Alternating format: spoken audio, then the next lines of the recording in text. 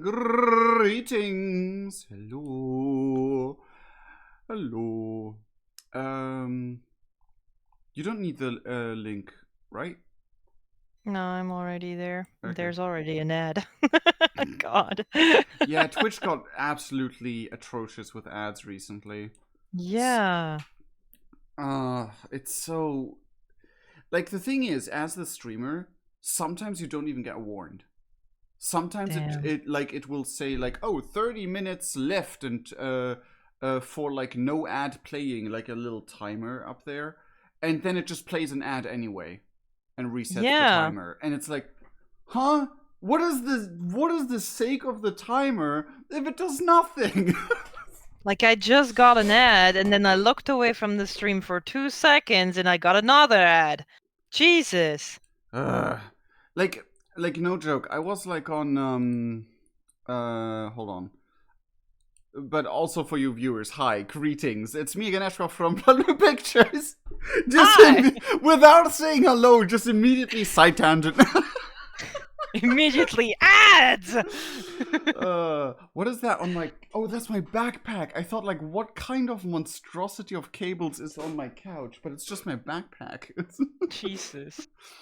Your backpack is a mimic made of cables. Oh, God. Could you imagine? Oh my god, what was that? Recently I had a mimic thing pop up in my timeline. Anyway, the actual site. We're here back to Fallen World RPG, tabletop RPG. Today I have my private session. But also yes, ads. What the heck, Twitch sometimes because Awful. yeah, Athel. Awful. Apple. Don't mock my accent. I'm not mocking Don't you dare. I'm not mocking your accent at all. I love your accent. You know that. We talked about this like 30 minutes ago. But like, I more mocked how awful the things are and to make fun of it. The awfulness, not your accent. What? We could not load your dashboard? What do you mean? There we go. Everything's going to shit already. But yeah, basically, oh, we currently have an ad break. That's cool. Oh, great. I don't have it. So Not yet. Fun. That is so fun. I mean, have you received a gift sub? No, you did see an ad earlier, so. No. Anyway, we're here with the lads, with the guys, with actually no one because this is a private session. I was gonna say, there's just the two of us. Calm yourself. Oh, the viewers weren't there for the introduction sessions. The introduction sessions, which one? No, the like very first 3 sessions we had. I can't. Like when you started introducing me to this roleplay, they weren't there. Like I wasn't streaming that. Probably, yeah, but they've been following from almost the beginning of the like the cult campaign of what's been happening. But I don't think they have any idea who any of those lovely people on screen are, except for Lori, maybe. Well, I will be more than pleased to make a summary. Well then. I'll open the stage for you, DM. Thank you. Thank you so much.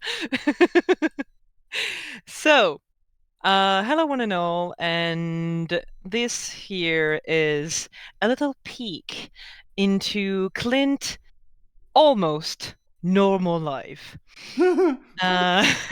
Yeah. Clint, as you know, is an apprentice hunter.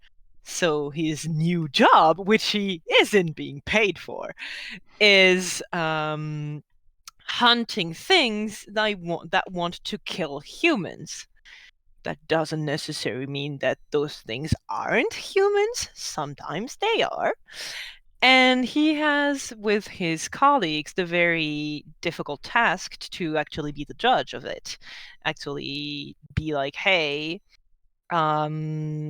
you are a bad guy and I'm going to punish you, because he is the judge, the executor, and the what's the name in English for the guy with the axe? That is the executor. Well, he is the judge and the executor. I We wanna- have two different names in France because we have way too many people to kill others. I mean, Revolution is an art. God, that reminds me of this one meme of this boss like that had to deal with the Karen. The Karen like, the customer's always king, and the boss was like, we're in France, we kill kings. It's like, the customer is king. You sure you want to be that? We're in France, dude. So, Clint has had a little bit of a misfortune, everyday business. His whole house burned down and his family was in it. Shocks. Yeah, that and also Clint's very private, not really known by his co-players, one-person religion. Yeah. Clint believes in a spirit named Emily that is supposed to be the guardian spirit of his family, and that is helping him throughout his life. Judging about how he has been doing, she's not doing a very good job, but you never know. I mean, Maybe that's the best reality that Clint can be in. yeah, You never know. Maybe this is the best timeline. This is the best timeline. Oh my god. I mean, Anyway. as Fandomia said, normal life with a luck stat of 1. I mean, basically. I mean, you have to become an apprentice hunter. For everyone who might want to be like, oh my god, that's such a good life. No, it's not. Apprentice hunters have to have a shit life to become hunters. Yeah, because when you live a tranquil life, a peaceful life, you do not realize that there are other things out there that want to kill you. Yeah, I mean, if our vampire roleplay is anything to go by, about 70% of the recruited hunters don't make it past their first rank. So, oh, you're so quiet. That is a bit intimidating. I hope it's not going to be that, but So, after his misadventure, he was saved from the fire by a mysterious woman that he doesn't know who she actually is, and I will search for her picture. And from that point on, he kind of was determined to find out what was happening, because clearly things weren't as they seemed in the normal world.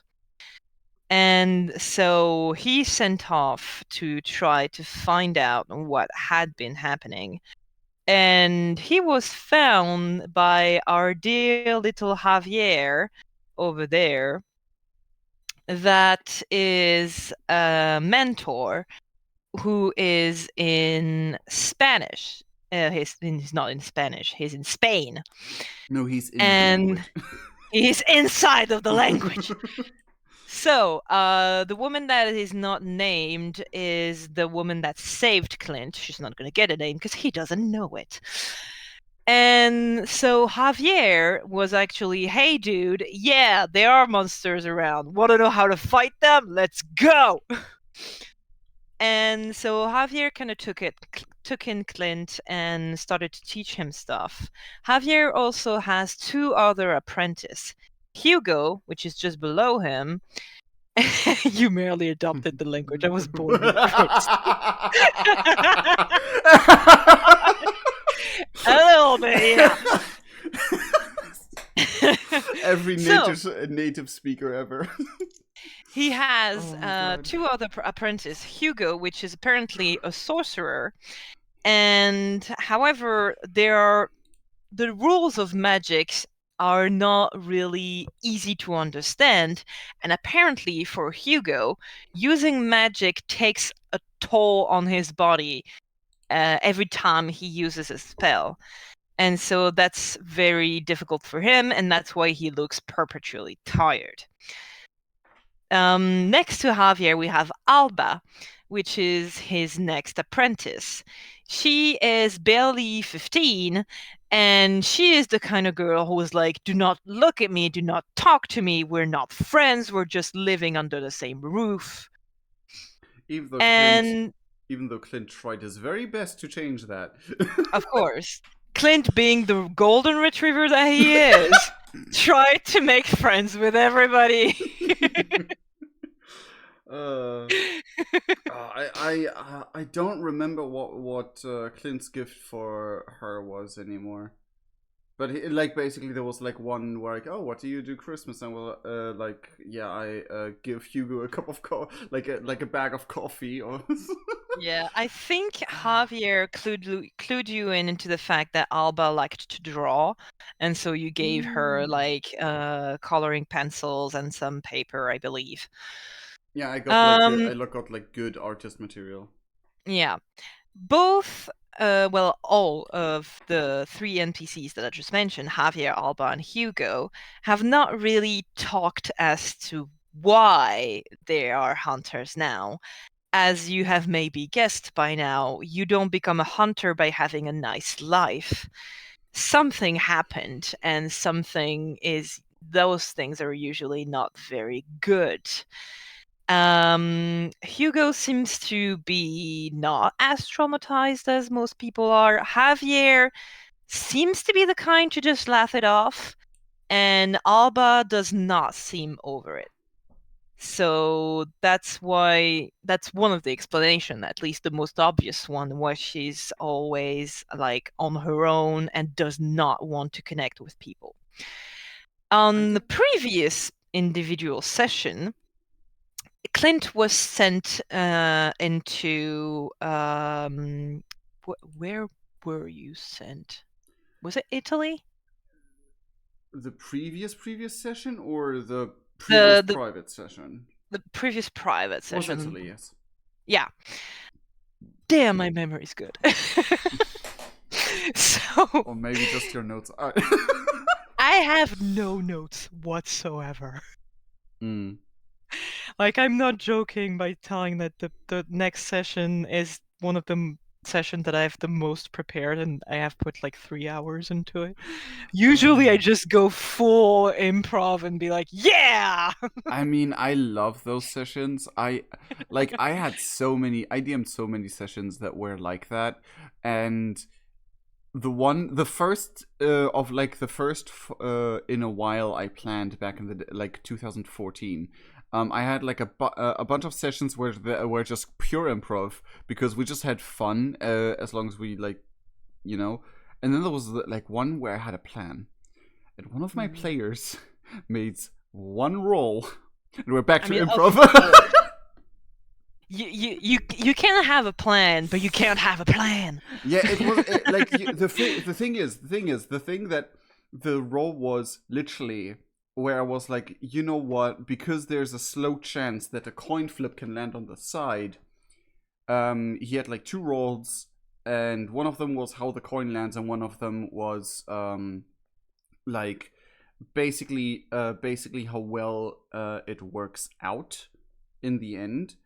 And to spare you all the details, a nat 20 and Oh the dear. coin flip landed center. So because of the nat 20, I was just like, I mean, the most logical thing that happens is the the coin started rolling perfectly in the direction of the exit of the maze they were stuck in. Damn. It was funny. Anyway, sorry. So, On the first private session that Clint had, he went to a library in Italy to try to find information about the cult. By now, I hope I don't have to describe the cult anymore. Basically, just people who trying to raise the perfect wife for deity, and in the process, getting rid of any free will that the person might have. So, during that session, he had a manager that was like normal, and then all of a sudden, the next day, like he was replaced by someone else, and everyone was acting like the new guy had been the manager from the beginning. And then in Sweden, the last session where there was the cult school and all that, he saw the man again. Can you Hence show the meme? Is the that a three. possibility? Oh yeah, I'm going to show the meme at the end of the session. We did a Okay. lot of memes about the sessions, and that was just perfect. So hence the 3 question marks and what the fuck. We don't know who the guy. Well, I know who he is, but the players do not know who this guy is. And every time he shows up, everybody around acts like he's been there forever. And then he's gone the second afterwards, and everyone's like, yeah, he's never been there. And I believe it's starting to drive Clint a little bit crazy. Yeah. He's like, what the fuck? He's literally like so, who are you working for? Where are they? Oh! And everyone just looking at him like he lost his marbles. Yeah. Also, inside of the library, Clint met Lorianne, which is a girl that was interested in supernatural books and specifically vampire history. And so instantly they kind of clicked together, and they had one date together. Why can't I? There you go. Make the picture a little bit smaller. Thank you, Haley, but you're taking a bit too much space. And during that phase, he also encountered one girl who was named Haley. I wasn't sure if I heard the name in character, but we're just that's not how it's spelled. I'm a fucking idiot. Haley. Haley. So, he had to actually protect Lorianne from Haley, because Lorianne was apparently trying to learn a bit too much, and Haley was not happy about it. And she was not afraid to say, that bitch over there, I'ma kill her. And so Clint kind of had to step up, be like, "No, please, please." That was way before. That wasn't even before he really talked to Laurie, right? Yeah, like you barely talked to her about like 2 sentences, and then Haley was like, "I'm a killer." No, I think it was actually Clint talked to her because he wanted to protect her. Because he was like, oh, I'm just gonna pretend that I'm super like samesies with this person to protect them, and then they were actually samesies. Yeah. He was like, I'm gonna pretend to be your friend, and then he was like, oh my god, you're actually likable. And then he had like the best charisma roll. Like I remember, like I was no, actually I think you rolled, and you were just explaining, oh damn, and I was like, oh no. Yeah, Lorianne saw Clint and was like, he's cute, and so she asked him out on a date, and Clint was like, what? Oh boy. So they went out on a date and they talked about like theology and supernatural and shit. Obviously to her it's fiction. Poor little girl, if only she knew. But that was kind of sweet. So that's about that's about all for Clint's personal history. Then there's like the group sessions, obviously, that happened. Yeah. And now that the school in Sweden doesn't have any students to keep going, Students um, security left. yeah, they have been the apprentice of the group have been allowed 2 weeks to actually just chill a little bit, breathe a little bit, and to be able to actually just slow down, wind down a little bit more, work on things if they want to, talk to people if they want to.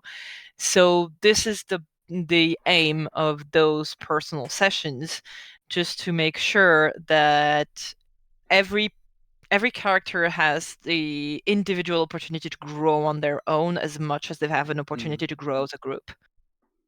Yeah. Um. Did I? So, Did we live stream? You had your session with Quinius yeah, without we live didn't streaming. we did not live stream it, and I can do a little summary of that if you want Uh, for the viewers, obviously, because you're not supposed to know. I know. Okay. Should we do that now or after my session? Afterwards. That Okay. way we can just like wrap it up afterwards. Okay. Okay. So you have about 2 weeks. You're in Spain. You're back with Javier, and you have about 2 weeks to actually chill a little bit or do anything that you want to do, basically, and be able to reflect on what happened and maybe try some other things. What Mm-hmm. would you like to do? Well, the first thing Clint would do is try to catch up with everyone he's able to meet again at that point. Mm-hmm. Um, like, uh, since he goes back to Javier, he would like immediately like try to catch up on things. How have things been? Any news? Tell me, which NPC do you go to talk to first? First Javier, because I just gonna assume Javier is also the first one he would uh organically meet. Yes. Yeah. Javier actually picked you up on the way to actually bring you back to Spain. So yeah, there's Um, that he immediately. was, yeah. You've seen that he's been his his usual self, always like cheery, making Mm. jokes and all that. However, once you arrive back in Spain, you realized that he has apparently lost a finger, and a big chunk of his hand is pretty mangled. And if you do point it out, he's just going to brush it off, being like, "Oh yeah, hunt."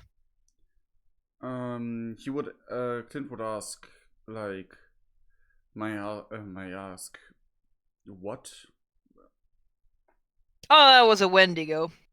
He thought I was tasty. Oh, okay.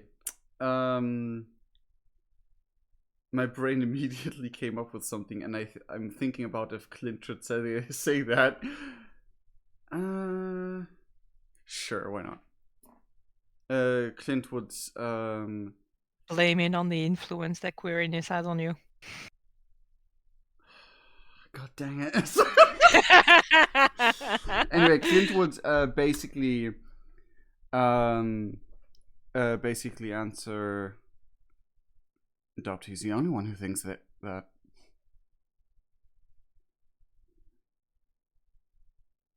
As a Dude, like joke. do you really think I have time for anything else? I already have 3 kids to look over. Well, that proves at least one.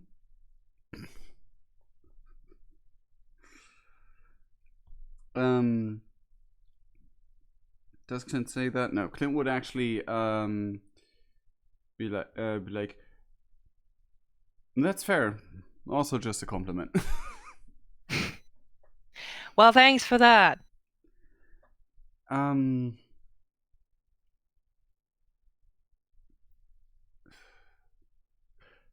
yeah, he would also ask if there's like any precautions from being bitten by a Wendigo that one should keep in mind.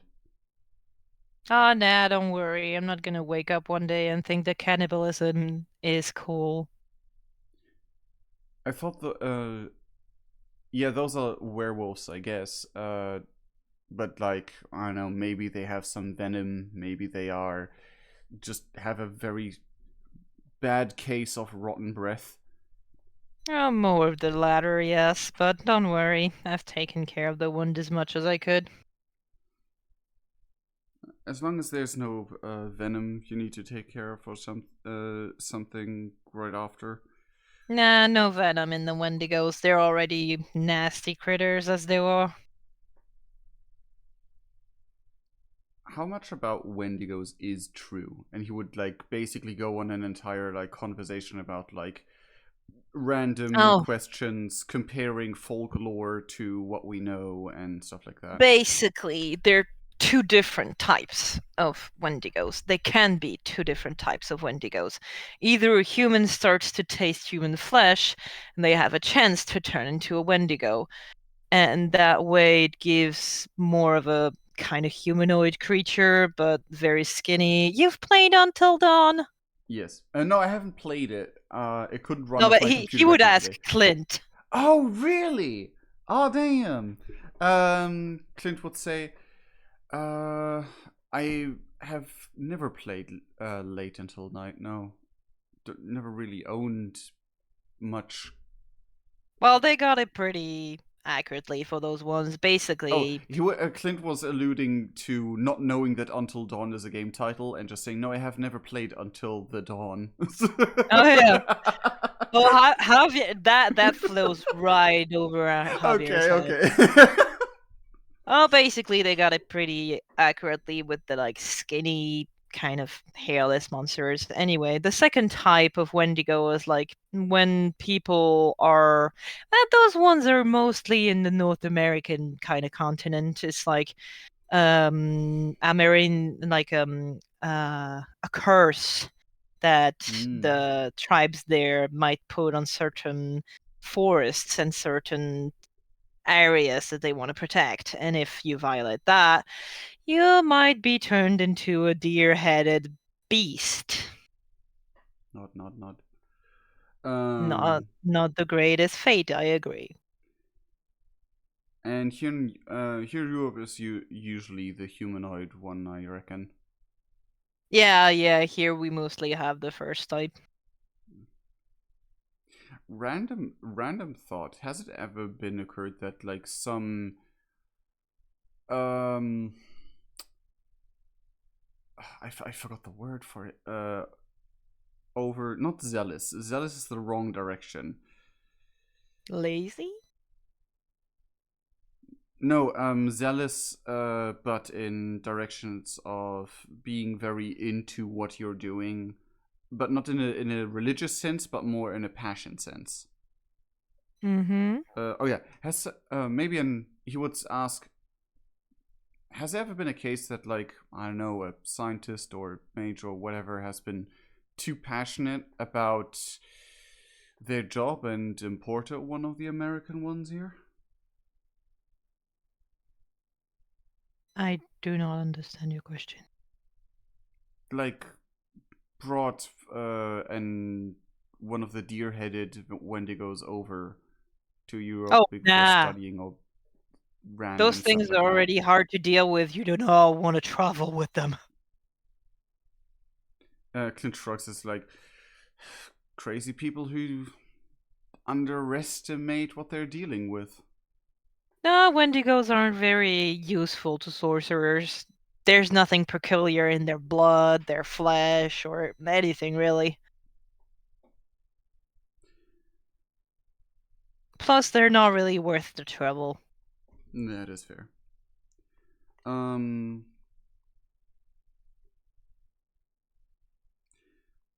yeah, Clint would mm,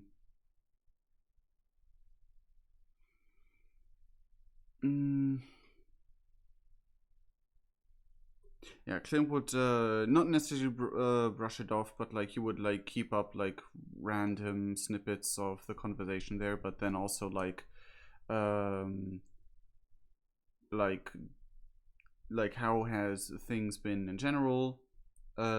Is there like news, anything besides that? So like basically small talk of like, hey, how have you been, kind of deal.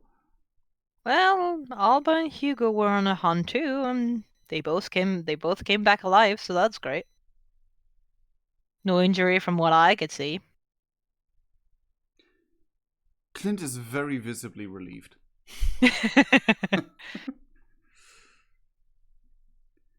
um, and then he would have an expression of like, ah, fuck, in his face. Would he ever be like, why that face suddenly after being relieved, or would he just He'd continue? just be like, "Well, damn, you wanted the place of number one apprentice, and you're not happy that they're back." No, I am superbly happy that they're back. I just remembered that I had the plan of bringing something along for the two and completely forgot about it. Don't worry, they won't hold it against you. Once you finish with a hunt, you only have one thing in hand: go back home and sleep. Well, Well, if you can sleep, sure. Sometimes you come back and you've seen things. Can't really that close your eyes anymore. that I'm that and usually I don't spend my time sleeping when I have time for myself. It's just if I could eradicate if I could eradicate the need for sleep, that would be great. Well, unfortunately, you need that to stay alive. Yeah, that is true. What do they say? Sleep is for the weak so they can get better? Yeah, probably. Um Clint would think like would try to recollect anything of his like exploits that he could turn into a gift. There's not a lot. You don't even have a phone anymore. Like thrice. Yeah. uh no, Clint would fuck think to himself about that for a moment, and for the rest of the ride it would literally just be like further small talk of uh like he wouldn't pry into personal stuff, but like hope your family, the kids and everyone's doing great. Anything you would like to share from there? If not, that's fine because of our work. uh until they get back to the place. Mhm. He would also uh how long is the ride? Because there It's gonna be quite a bit, couple so hours. more, dude. Okay, okay. You're going then from Sweden to Spain. Okay, I didn't know how much of the track we would like do how. You know, if you know how I mean that.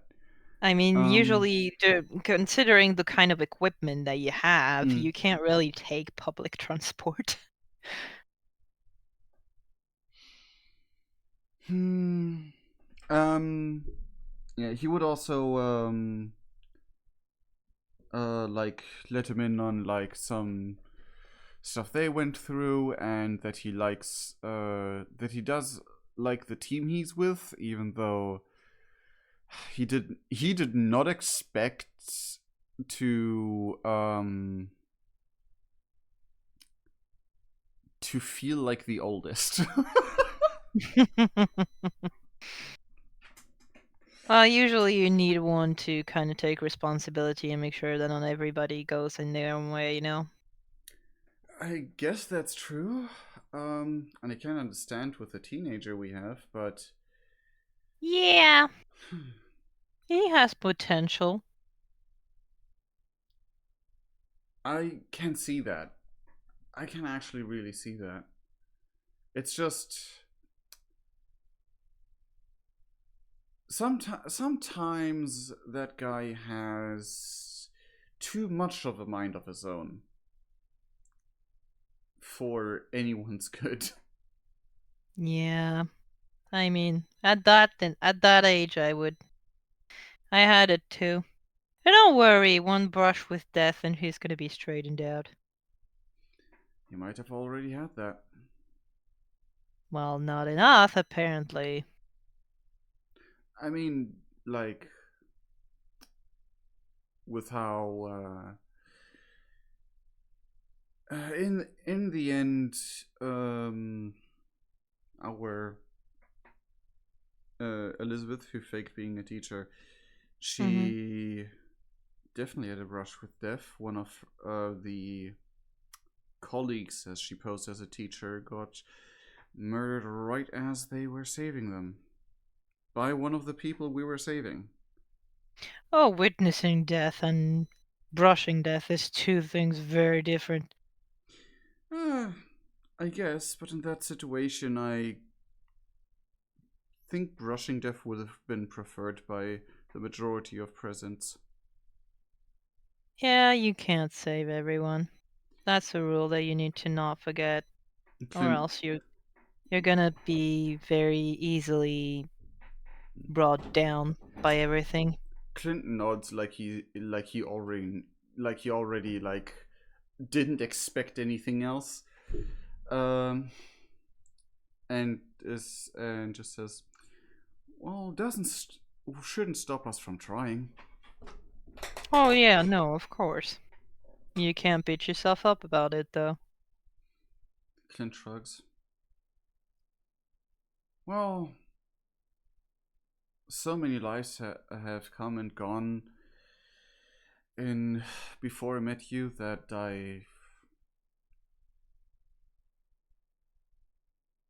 he thinks silently to himself, cutting himself off without noticing it.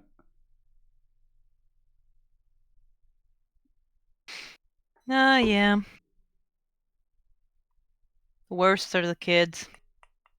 But hey, life's life. Clint nods. That is a thing I'll never take lightly. More in Yep. spite than anything else. I know one day you'll come across it, but I hope it's gonna be as late as possible. But remember that even if you have to sacrifice one person, if it saves another, or if it saves the entirety of the village, or maybe sometimes the world, might be worth it. Yeah, that is understandable. I hope you won't get in a situation like that, but it might happen. Clint nods. Anyway, we're gonna do a little detour to pick up Alba. Sure. Just hope the only thing I think is that there hasn't been a there hasn't been much of a life in those young that young yet, and I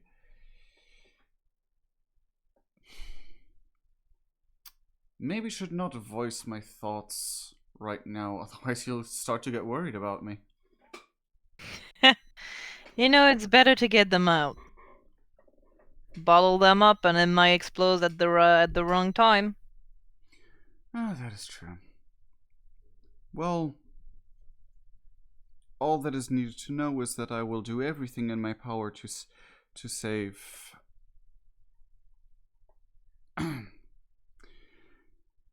to save those who still have a lot of life ahead of them.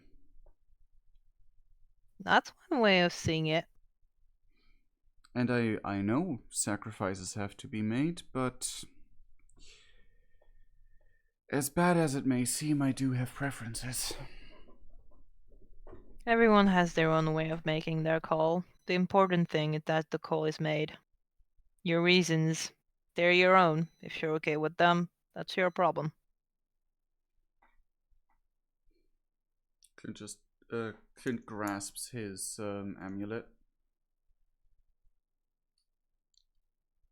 Some hunters prefer to save women than men. Some prefer to save kids. Some prefer that anybody that came into contact with the creatures die because, less witnesses. Glad you're not one of those towards some of us. He just smiles towards you, Javier, like, I Yeah. don't know how, like, I can't describe it, but you know, this, like, let's joke. Cheeky look. It's more like, I know you love me kind of joke. Like, oh yeah, don't tempt me. Sometimes it's hard. But yeah, those Clint hunters nods. usually, they don't really work in groups. That's not their way of doing things.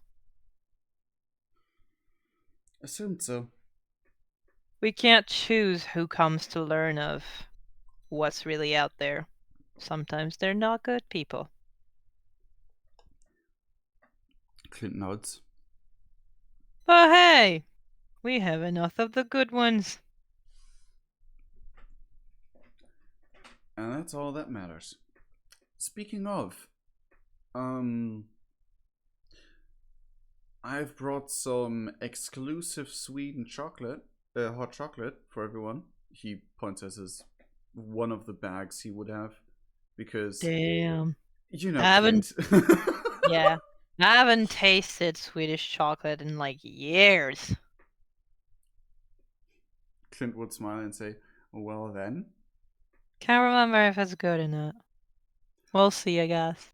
Oh, it can be. Sure, there's bad berries in every bush, but I've taken care to pick something good for you. Oh, that's nice. Okay, we should. Alba should be around here. And as he kind of looks around to find Alba, you see her kind of waving down the car. And as soon as it stops, she gets in and closes the door, and kind of sighs, like she's, as usual, she seems to be bothered, and she's like, "Ugh, let's get out of this town." How And has Javier's like, Javier's just like, "Yes, miss." Clint would ask, "How has it been?" How do you think it's been? Apart from the obvious, I mean. Fucking idiots think that everything that does not go their way is either a demon or a witch. Absolute shitheads. Oh, I can imagine. Clint sighs. I swear, if the next hunt you send me on, Javier, is another fucking fanatic village with a church that thinks they can solve everything with a sermon, I will personally choke you. Clint would laugh and say, and would say, and I'll remind him of that.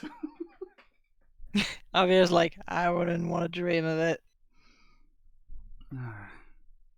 Speaking of fanatics, we had to deal with some ourselves as well. Oh yeah, your little cult thingy. Oh, you heard of it? I mean, duh.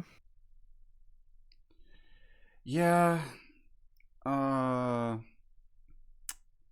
extremely extremists reminded me of certain German history lessons when it came to one of them wanting to draw, and I don't know if you can imagine what I'm alluding to, but Watch out. That's metagaming. Clint doesn't know that. I told hmm? you, but Clint doesn't know. Wait, I thought he was told by Elizabeth. Nope. No, Nope. really? Yep. Didn't she? I was so convinced. She's she said that the one of the girls that had injuries on her hand had been hit by the director, but she did not elaborate as to why. Didn't she mention the burning? No, I did. At the end of the session, I told you all. No, but like I thought Elizabeth. Ugh.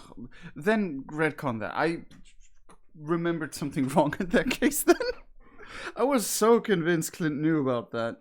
Nope. Hmm. Okay, then scratch that. Clint would And say you know there was physical punishment. yeah. Clint would say um yeah fanaticism is one thing, but if you have someone in charge that is not only a fanatic but also a narcissist. I mean, it's a cult. What did you expect? I wasn't the leader of the cult. That is what I'm was surprised by, at least from what we know, what I know. Clint I would mean, yeah. that's a little bit about the about informations he had received from the other guys' missions, and he then says, "Anyway, we got all of the girls out of we got a group of girls out of the school, and they're now being brought to secure locations. It went well despite its difficulties, and we blew up a car." At least it was just a car this time. Can you repeat that? At least it was just a car this time. Uh, Clint nods, then thinks for a minute. This time? Yeah, wasn't that a member of your group that burned down an orphanage? Does Clint know about that? Yeah, that's queerness. No, like, was Clint informed that Queerness did that? Oh, he did brag about it, yes. Okay, because I thought Clint didn't know that. I thought that was meta information. Oh, he Oh my kind god, of I'm bragged confusing about so it. much. And Clint would then say, ah, yeah, that is something. Funny enough, he was the one who drove the car. I mean, if you have a destruction force in your group, might as well use it. Clint nods.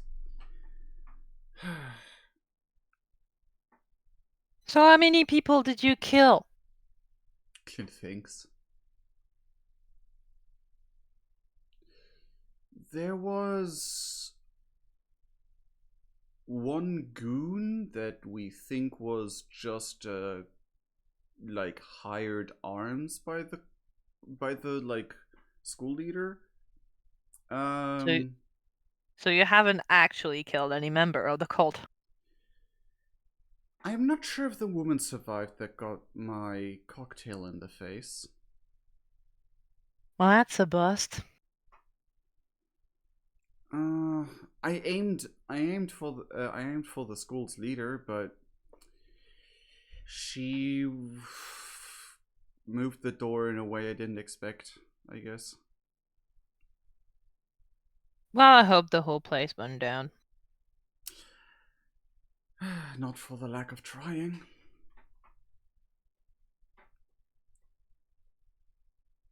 She kind of crosses her arms and kind of looks out the window. You do realize that she has not put on her seatbelt.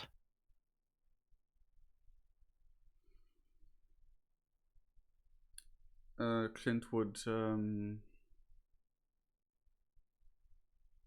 eye it a couple times, growing more and more nervous.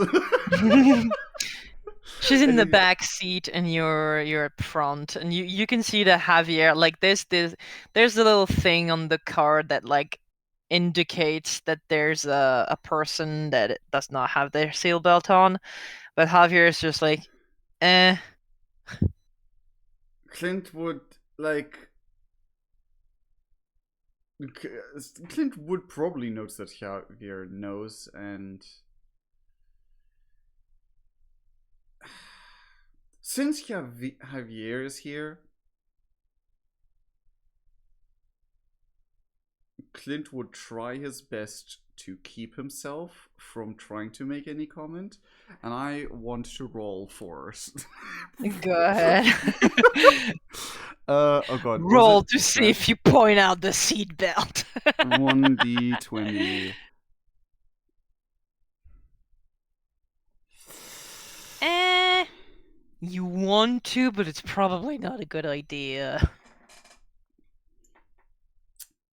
In that case, Clint would like adjust his seatbelt and make it look like he's just adjusting his own seatbelt, but he's trying to make it very obvious that he's adjusting his seatbelt. You can see both reaction. Like Javier has a little smile, like really, dude, and Alba is completely ignoring you. Okay, fair.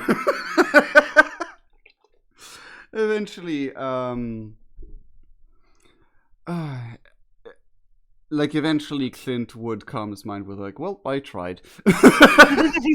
I tried to make her do the right thing. And it's and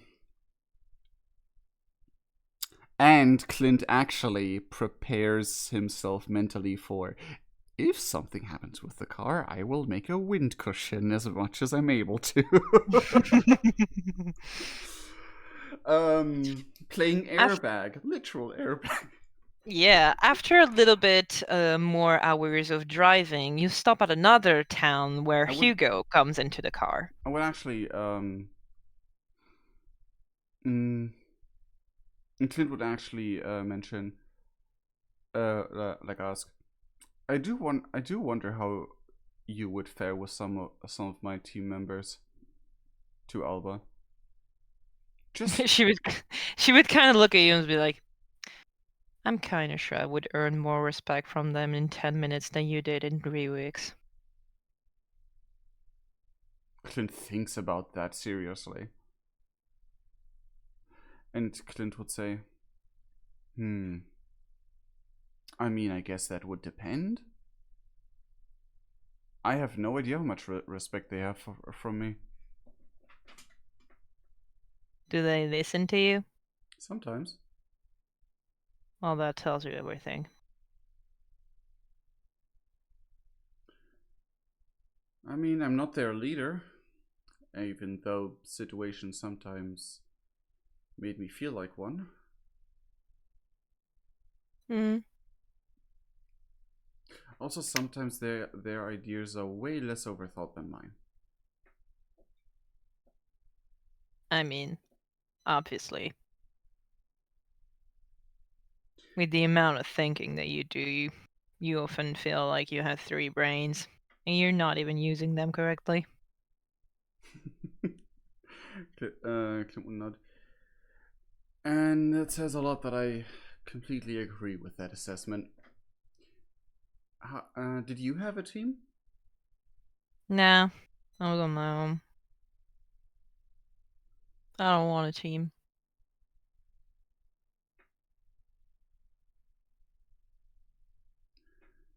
Well, for better or for worse, Sometimes backup is helpful.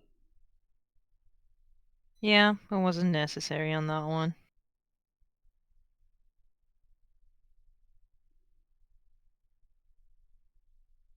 Apart from the whole fanatics being their thing, have has there been a specific thing standing out to you? About what? Just in general, something that is a bit more in your mind than other things, I guess. How annoying people are.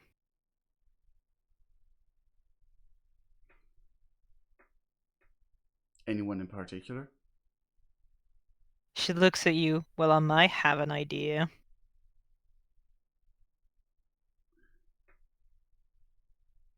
Clintwood lifts in. Didn't mean to.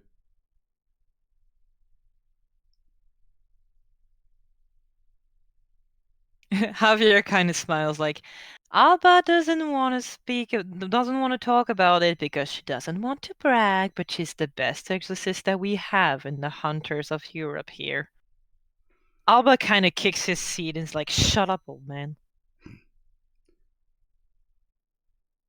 That is amazing to hear. In every way, shape, or form. Alba crosses her arms again, is like, yeah, sure.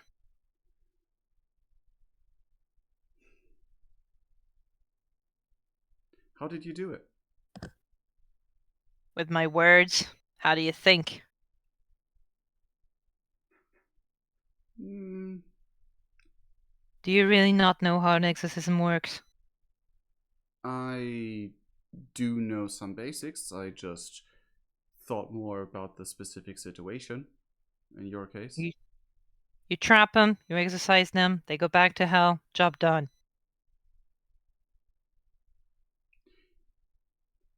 yes, I can tell that much, but mm, They're sloppy. They're like the first idiots that you send to kind of huh. see what the terrain is. Easy to catch.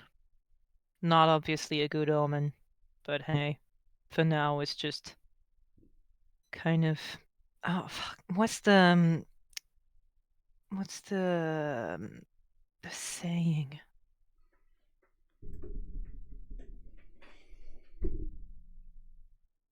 I know we have it in French. I know you have it in English, but I can't remember which one it is. Which one is it? Describe it. Like the type of troop in a fight or Foot a soldier. war. No, Hmm. the type of troop that they are made to be lost. Like they're the one that you can sacrifice and that you Uh, will sacrifice. the German word would be Kanonenfutter, cannon fodder. Yeah, I mean, in French it's the same thing, and I see that in English it apparently is cannon fodder, but I've never heard of it. I think I there is am another. convinced. I Yeah, think there's there's an. another I thing, but I think there can't might be remember which another one. thing, but it's like Oh God! Oh, I can't think of it. Yeah, I can't. It's the same. Expend Like it's Expensible, in my brain. expendable. Something. It sounds kind Yeah, of like that. Anyway, um, that cannon fodder. yeah, cannon Yeah, fodder. I tried to Let's look at just. it I'm too. just gonna write it down. Cannon fodder. Yeah, Clint would then say. Clint would then think that the just thinking about the blood red lake that stumped us for a moment. Yeah. Like Clint would say that to Alba. What about the red lake? Well, we were also like a curse, whatever. The town also had a church, but they seemed less fanatic. Um, apparently there was a blood elemental that took over from a water elemental. Basically, on any hunt that you go where there's a Christian church, you can bet that they're gonna be a hindrance. Because they always think that they have all of the answers. Clint nods. Yet I still rather deal with those than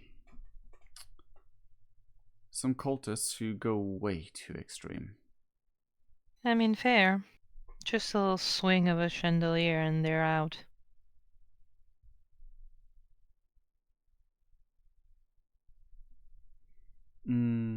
Javier kind of looks at the rearview mirror and is like, "Did you assault a churchman?" And Alba's like, "What are you, a cop?" Clint giggles a little bit to himself. Javier kind of shakes his head like, Jesus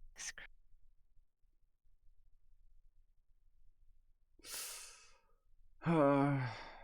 What was that situation? Didn't we also, like, put a random person? Oh, no, what was it? Oh my god, I have like a vague memory where we were absolute menaces to an NPC. I don't remember what it was. I believe you broke into a woman's house too, because she was the one who had lost her baby. And maybe the fisherman, if you're speaking about the lake session. The old fisherman.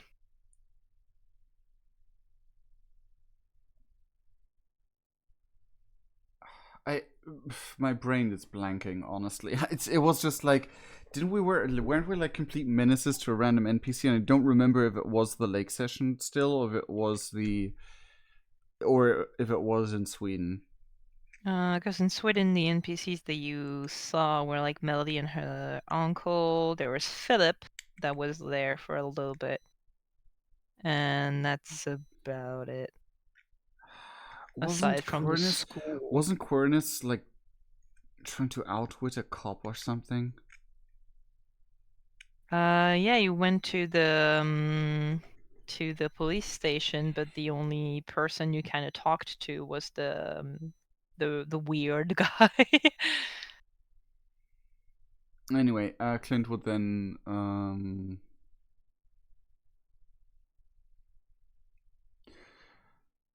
like basically last thing before we do the rest of the stuff. Clint would just ask. I suppose you didn't have time to draw during your mission.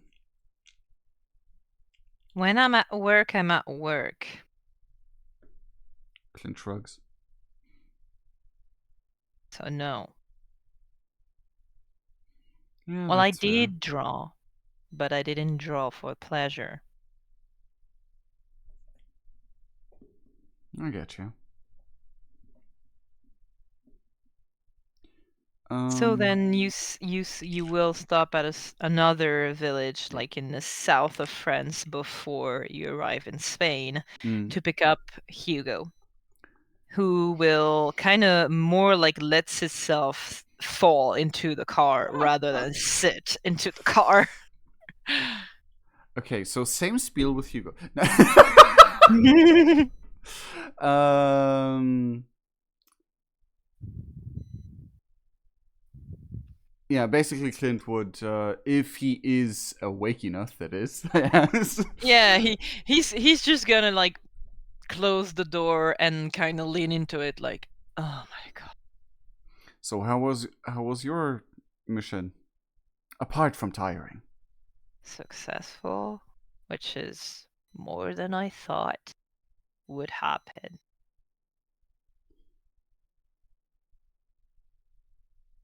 I'm curious.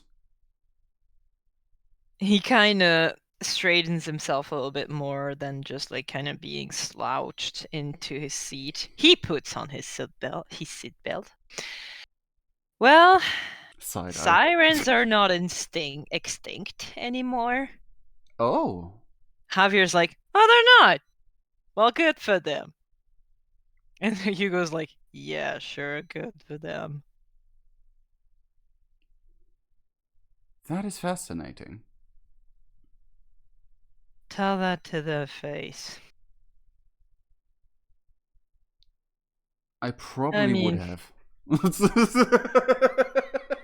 usually they're neutral creatures. That one was a nasty bitch.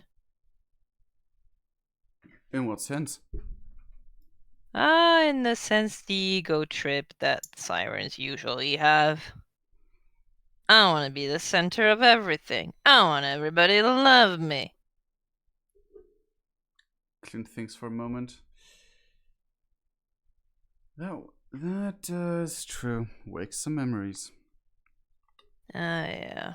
Anyway, that one won't cause any trouble anymore. So yay. What did you say? Could you repeat that? That one won't cause any trouble anymore. So yay. That's good. And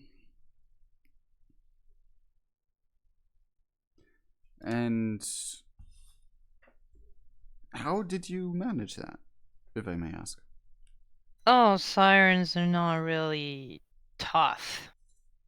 Trickiest part is to find them and actually like go through the crowd that are going to jump out to protect their goddess. Eh. Out of character, out of character. Side note. That reminds me so much of the Menades in our vampire roleplay. God, they are so annoying to fight because the problem with the Menades is they're demigods, and they can only be injured if they want to, or when they lose their concentration while being horny. That is such a shit mechanic, but it's Damn, so yeah. fun to design like sessions around them. At one point, a player literally yeeted Viagra at one of the Menades' face. And it worked! Anyway, Clint would then say, any particular thing? I supposed to have a blade that is dipped in the blood that's of someone that's under her spell. I had quite the choices to make, so that was in abundance. On one side, I am curious to ask what choice you made. On the other hand, The closest one, dude. well, probably the best choice. Yeah. He kind of turns to Alba and is like, still alive? Shut up. I'm gonna take that as a yes.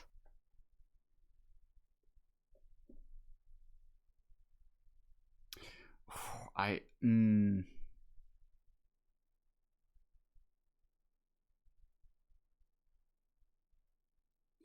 Clint would say, she's the best after all. With a side glance to Javier. Alba just glares at you. Hugo just looks at you and is like, damn, dude, you don't value your life. Not at all. uh,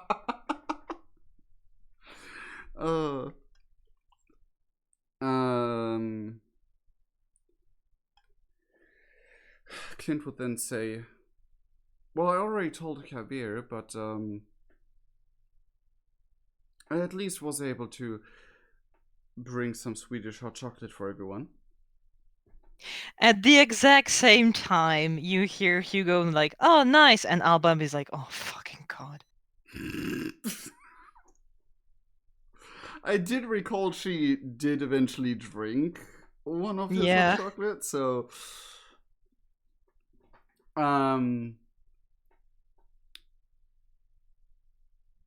and he would say, first thing I'm making for you as soon as we arrive. Um. Hmm? Yes, Clint. Alba just rolls her eyes and be like, just fucking kill me. Wow. um. Yeah, Clint would then uh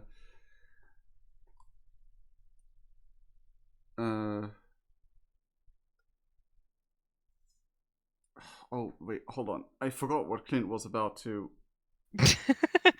Brain fart, brain fart.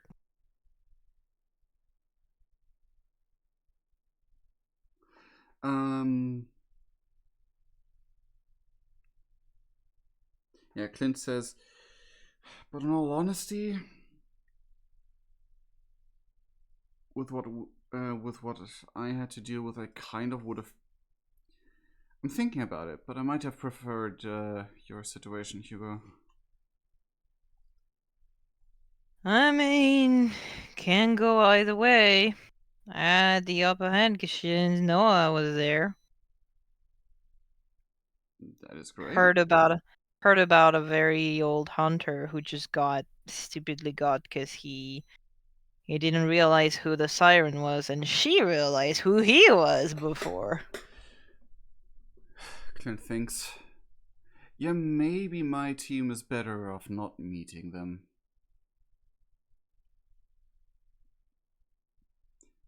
I think half of my team would not think as much as you did. Yeah. Did you? Were you on your own? Oh yeah. I was supposed to have Lucy with me, but she had to go back. Oh, Javier looks immediately like not more interested, but a bit more concerned, hmm. and he's like, "What happened?" She kind of had to go to the hospital again, so Freya had her go back home. Ah, Any answer news? Anything? I mean, nothing new. Cancer's still there, so that's why she's not really okay. She thought she was gonna be good enough for the mission, but doesn't seem like it. Clint sighs. Javier kind of shakes his head, and is like, I know she keeps asking to go on missions because she wants to feel included and like she's helping, but it's not helping her health. And then Hugo's like, you tell me.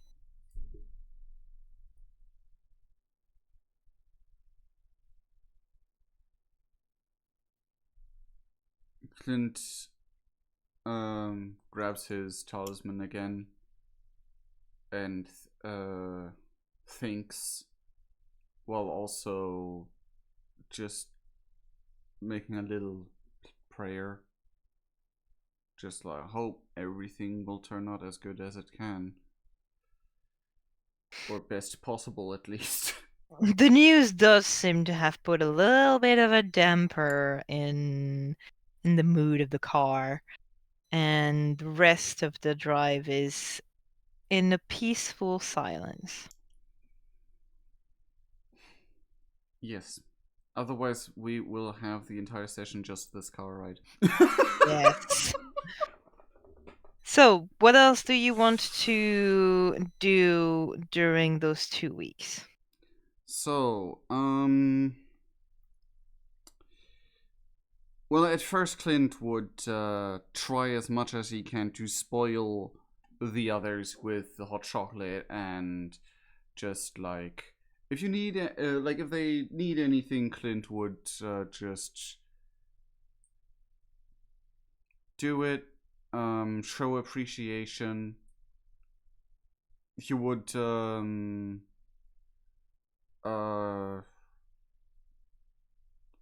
hmm.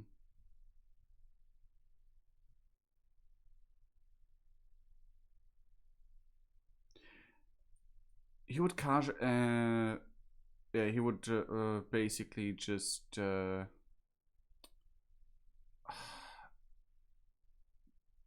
want to make an analogy to video games where you can befriend characters and gain Oh, points. yes. Spend time to make sure that you develop, like, that you show them that you value the relation and you want to be there for them. Yes, basically level up the points, letting his charisma try to play in, because after all, he does care for this little bunch a lot. You can roll for it. Try to see if that helps at any point. Um, since it's only 1 or 2 days before he would maybe um ask if Lori would be able to meet up. He Mhm. would maybe ask about like Alba's drawing or just chill with Hugo, talking about random things that seem interesting. Ah, fuck. Alba basically is like, don't come close to me. Like at the first hot chocolate that you bring her, she's gonna accept it to kind of feel like she's just trying to be polite. The second one, she's gonna be like, no. And the third one that you bring her is going to fly on the other side of the room where she screams, "Get the fuck out!" mm, I mean, he wouldn't be. What's the word?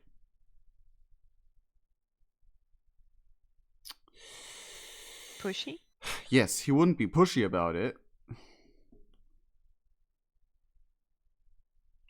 No, but basically it's like she, even if you leave like 5 days between the proposition of the hot chocolate, she would not react good to it. Mm.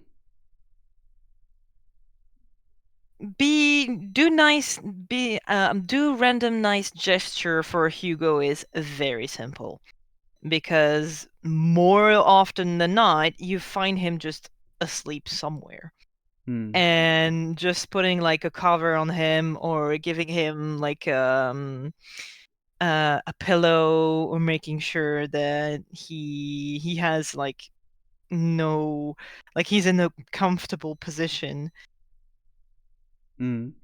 Um. There, it's very easy to do. Yeah. Like especially after the being shouted at from Alba. Yeah. Uh. To make sure that in case Hugo is napping at that time, that he's all right. Just like, okay, just gonna put a band-aid over that little emotional wound by taking care of Hugo. And like like sometimes just leaving either a chocolate coffee or hot chocolate next to him as he sleeps, so that if he wakes up, he has something. Mm.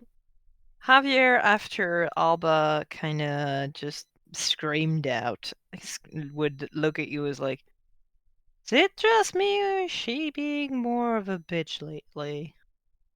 Clint would Clint would say, I wouldn't call it that. Yeah, I know you would, and you're too polite for that. I also didn't think that. But something's definitely on her mind. Wait, what day is it? Clint would check because I was. Um, it's actually the middle of March. Let's say Tuesday 16th. Mm-hmm. Tuesday, And 16th of March. Javier's like, ah, fuck. Clint Well, raises his duh. eyebrows inquisitively. And not my story to share, but she's gonna be a hell for like a week. She's gonna be fine after that.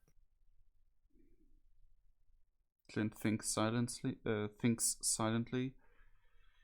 and tries to think of the most best thing that he can just silently leave at her doorstep or whatever, like next to her door, just perched against the wall or whatever, like another block of block of drawing paper maybe. And he would consider doing that if he can think of anything. Does he think of anything?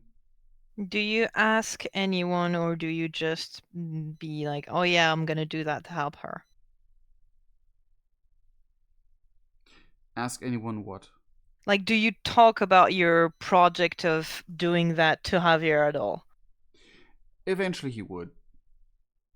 He would, like, not in that exact moment, but he would, like, I planning on doing some things and would like to, I don't know, leave yeah, do that just in less weird wording than I did because my brain is currently a bit stumbly. Javier will look at you and is like, that's very nice, but not this week. Like, once the week is over, fine. That would be very sweet. But right now, she's not in the headspace for that. I recognize that she might not be in the headspace, but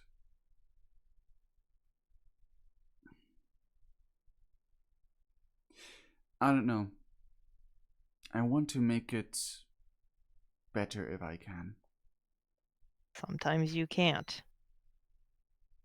She just needs that time.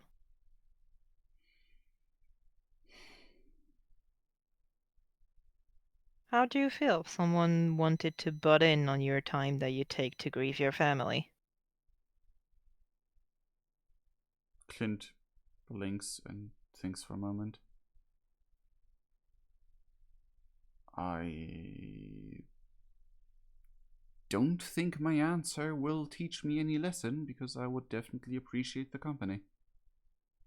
Yeah, but you're not the same kind of person as she is. I'm aware of that. And it's...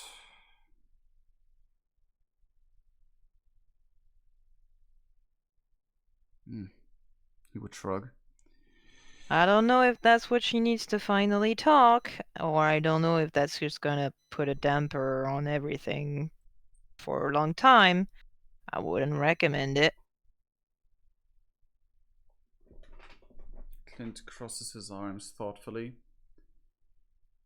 Well...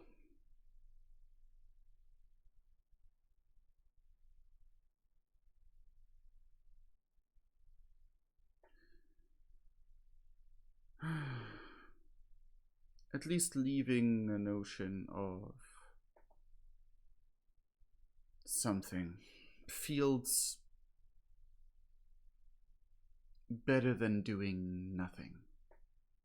It's your funeral.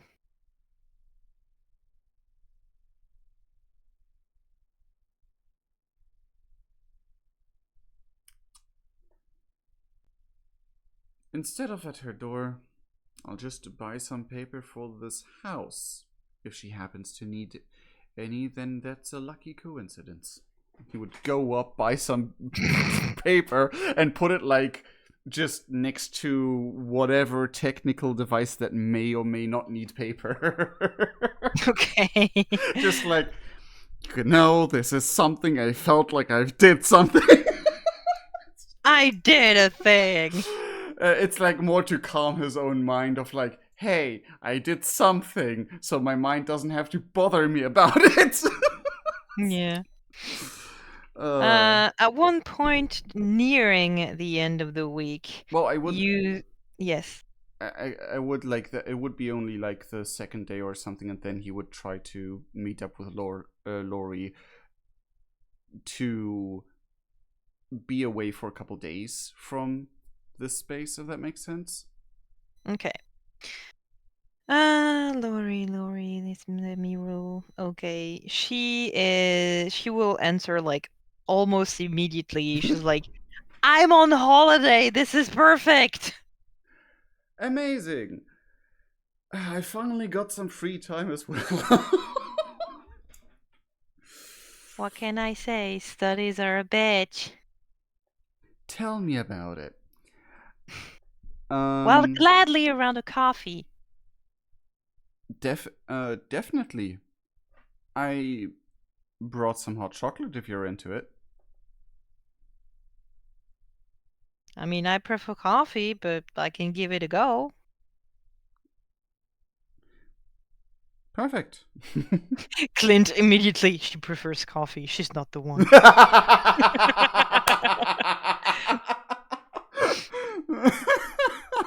You know what? I don't think it's gonna work anymore. You know what? Never mind. The meme. We've had a good run. For the meme, that's perfect, but that's not how Clint actually thinks. That would be so fucking funny. Like, immediately Clint be like, you know what? I think we're gonna have to stop whatever this is. This is clearly not working out. And Lori being like, what? Oh,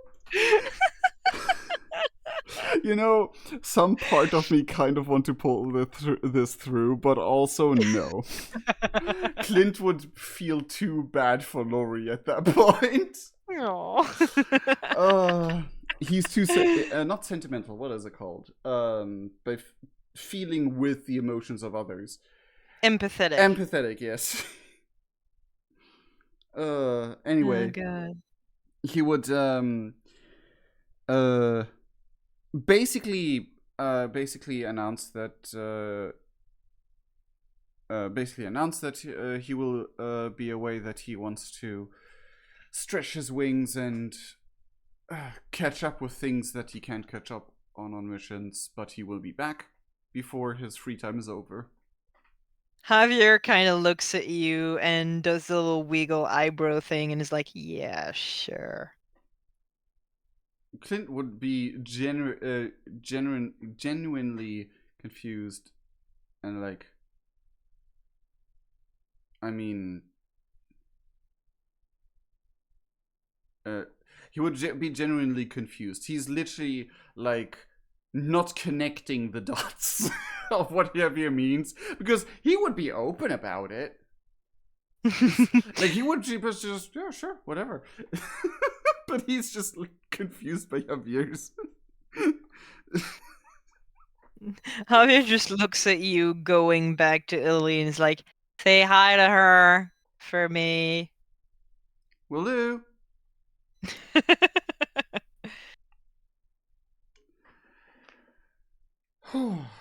um.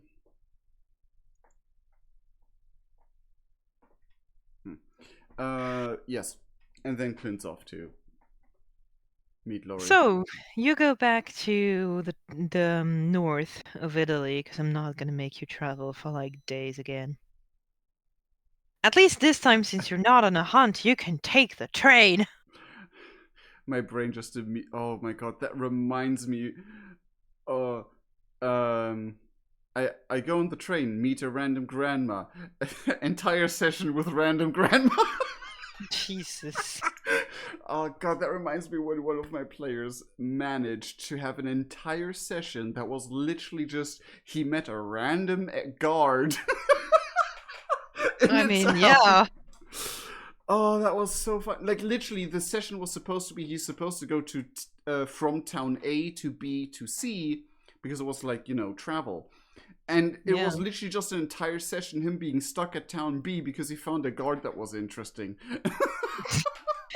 I mean, yeah. They went in a pub and everything. Damn. It was amazing. And then it was like, so when are we going to the getting to the part we actually planned? And he was like, oh. And we scheduled another session. Anyway, yes. He will go back to the north of Italy. Italy. Please remind me what Clint told her about his job or whatever he does. I cannot remember. So we're gonna pretend that you told her that you are just like her in university, And just like her studying ancient history and ancient texts, and that's why you're so interested in the ancient texts, just like she is. He did mention something that he needs to travel a lot for something. Yeah. Because like just to have like cover up story to like fuck I have a job in like Sweden or whatever. Oh, maybe archaeologists that would justify both the ancient text and the travel. Yeah, that yeah. Okay, let's go with archaeologist. Okay. I had like the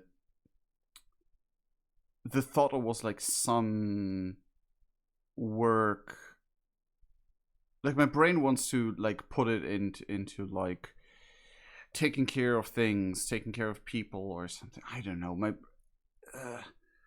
it's so too bad that that was one of the sessions we didn't stream. So otherwise we could have looked Yeah. back. Anyway, archaeologist it is.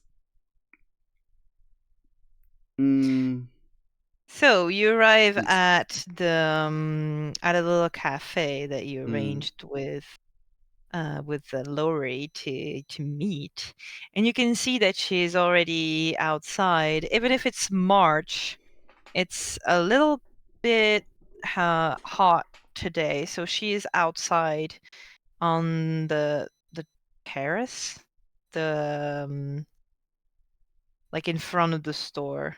I know what you mean. Yeah, storefront. Yeah, on the storefront on a little table, and she is actually she just has one pastry in front of her, no Mm, drinks. yeah, and yeah, Clint would. Hmm. Clint would attempt to walk around that he sneaks, like quote unquote, sneaks up behind her, basically. Roll for it. Okay.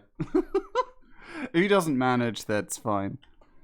Oh damn, I just made the roll to see if she would see you. You're gonna have to roll very low. Ah, dang it. Nope. She made a three. She rolled a three.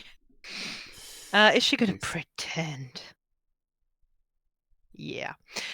You can see that she is kind of saving your pride by not immediately be like, "Oh, hey, Clint," because she definitely saw you, but she's like, "Oh, this cloud looks good. This cloud is so interesting over there. I'm not gonna move my head for a little bit because this cloud is so Oh my passionate, god. so Oh, that is so so. interesting." That is. Oh, that's so patronizing. Clint would be like, might as well seize the fucking opportunity, I guess, in his brain. And he would basically, basically do it all the way until he's with her, and then he's like, "Ah, fuck it. Well, I guess you saw me a bit early there." Yeah, I didn't want to ruin your moment. But hi. Hi. Uh, originally, I and he would basically pull out. Actually, I okay. Did I write to you that he was buying a random? Oh god. Cup from store that says you were here in this place. Oh god, I forgot. I'll allow it. It's fine. What is the word I'm looking for? Yeah, like Tourist thing. tourist. Yeah, Tourist stuff. I have the name in French, but Because but yeah, you have like specific shops yeah, that have like I definitely thought about it, like when Clint bought chocolate for like all the other guys as well, like in the like first preparation we go shopping session we had. yeah. I had it in my head there, but I don't remember if I mentioned it ever. It's fine. I'll allow it. Okay. Um, and he would like pull out a little cup and say, "I want to surprise you a little bit with this." Ooh, nice. How was it? Honestly, it was kind of stressful. Oh, really? Tough Yeah. job. Well, apparently we have rivals that are not afraid to overstep boundaries. Ugh. I guess scummy people are in every single field. Yeah, and and he didn't treat his interns well at all. Ugh, It those are the worst. it almost made me come over and throw something at him. Yeah. I had like once, I think it was my very first internship. I wanted to have like a little bit of a look how it would work inside of a major publishing company. And well, let's say that aside from coffee, photocopies, and sometimes a manager's hand trying to go up my skirt, I didn't see a lot Oh, of things. Clint would visibly his protection instincts would kick in and be like, he doesn't say Damn, anything, but his Fandomia, I don't know if that's exactly from like the reaction from the manager's hand, oh but damn no, no. the emoji. Oh my Uh, god.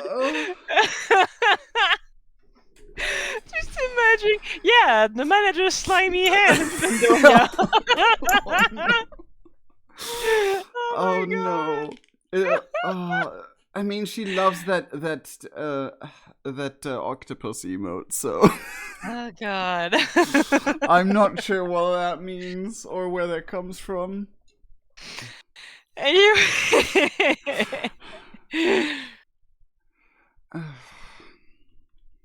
uh, okay, catch me up. What do my brain got like out of a So, loop? Clint's protective instinct. Oh yeah, yeah. Clint, like if depending on how good she would be able to read his internal is like machete hand chop. Lori kind of fiddles with her pastry and is like, it didn't help that he was the age of my grandfather. Oh no, I meant to eat at the rifle.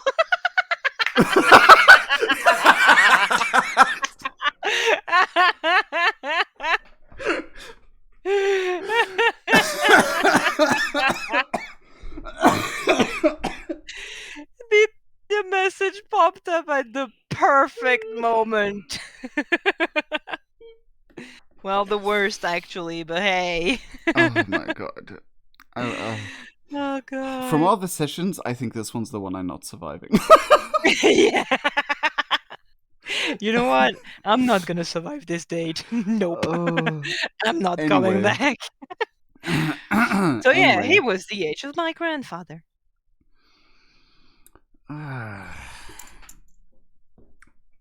Maybe we can excuse it with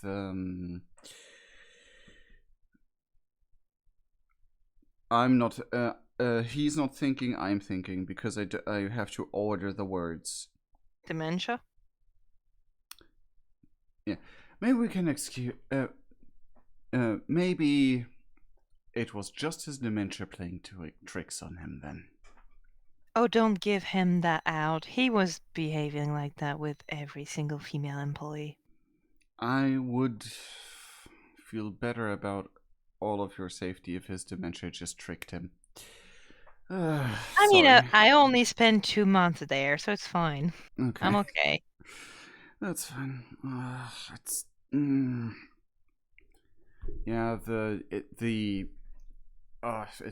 A lot happened with that rival and my colleagues. That Well, I hope it ended well.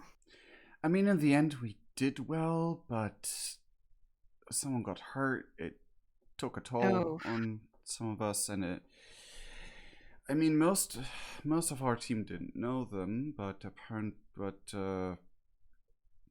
yeah, it got messy, and we were told we are to expect this because this rival just handles things that way, apparently.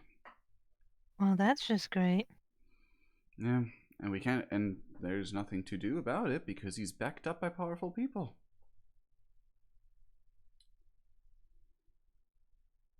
But enough about that. Hello? Yeah.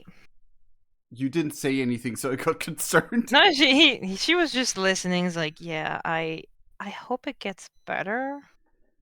I know that sometimes companies are just like that, but Hmm. you'll Well, be okay. well, let's just say we managed to. Mm, I really don't want to put. He thinks for a moment. Let's just say we predicted that some of the younger intels weren't working for this man anymore. No. Luckily, as in good ending. Well, good. uh, there, in the end of the day, we even received a few thank yous, but it didn't make the job easier. Yeah. Anyway, we did. It went well. It was a full. What should we call it? It was a full success, much to the annoyment of the rival. She puts her hand onto yours and is like, I'm glad it went well. Clint nods.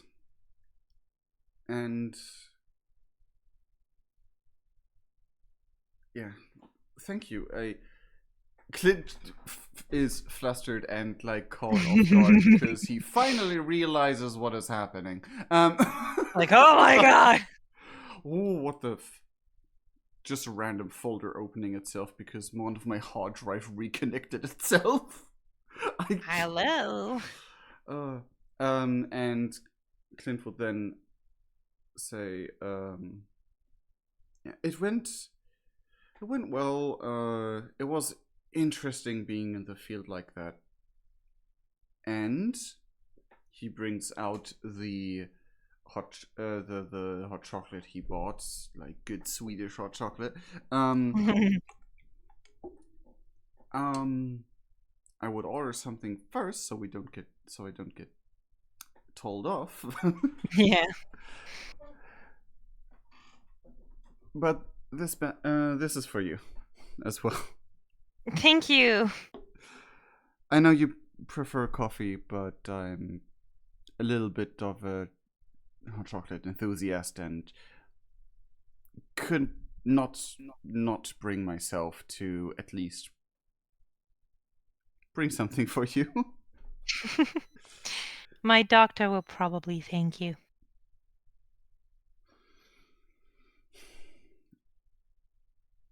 Do you know that in like this is out of character asking you, do you know that when like in like indie games when like the terms of services are like extremely fast forwarded, like can include danger, Yeah. problematic, blah blah, like um like in Lethal Company, the disclaimer thing. Mm-hmm. Basically that with all the like negative, like the pros and cons between hot chocolate and coffee runs through his head Yeah. just once, like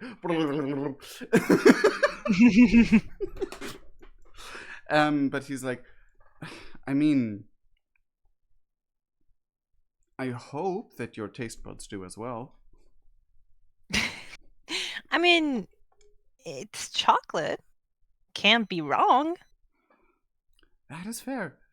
And he would then ask, have you already decided on something a bit more from apart from your waiting meal? What? I wanted to invite you to anything you might want from the menu. Oh, well, she points out a pastry that's like, I've always wanted to try that one, but I'm not sure I'm gonna like it. So maybe we could take one for two? Sure. And Clint would proceed to like spoil her. TLDR, spoil her. A little bit. And he like does she end up liking it, or would it be all his because she doesn't? Ooh, she does not end up liking it. Ah, too bad. And At least I tried it once. it's always good trying, and in our field of interest, trying goes over studying. Yeah. And he would then like ask her about how things were for her. She's going to tell you all about her recent studies, be with the teachers that she liked, the teachers Mm. that she doesn't like, some teachers that are way too hard, and some that apparently it's been alleged but not proven that they give preferential treatments during exams. So it's stressing her out a little bit because she doesn't have any exams yet, but they're coming up and she's being a little bit stressed out that maybe that teacher will actually favor their preferred students instead of just grading normally and fairly. But she's been doing great in her studies, and she will also joke a little bit about how no one can actually agree on any translation of ancient Greek texts, and it's extremely difficult to actually translate it because you translate it and you think it doesn't make sense, and then the actual translation is something that makes even less sense. Clint will say, "Ah, that reminds me of some of the not really dig sites, but like some of the like little things we found that were very elusive, like ancient religions that make no sense in modern context." Yeah, I've learned about a few of those, and sometimes you're like, damn, those people believed in that. But then I realized that sometimes somewhere some people still believe that the earth is flat and that we're being governed by reptilians. So yeah. Oh, don't remind me on that. I beckoned my well uh it's not tramp. The German translation does me no favor. Uh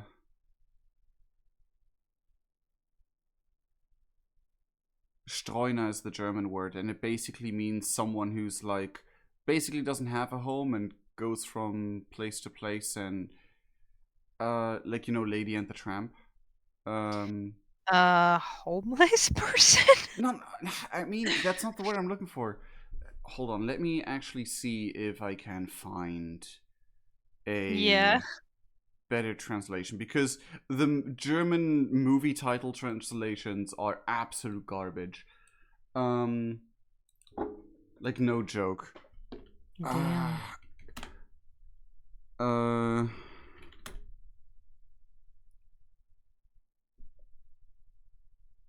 Stray. I mean, yeah, he would call himself a stray. He would say, back in my let's say being a stray days, I actually helped out someone with homework who wanted to do good in school, but his entire family was convinced that the school was only telling lies to manipulate and all that stuff. Yeah, because, doctors don't know anything and teachers are trying Mm. to convert the youth into gays by telling them how sex works. Oh my. Yeah, I had one. I had one of those as well. The It was really interesting to um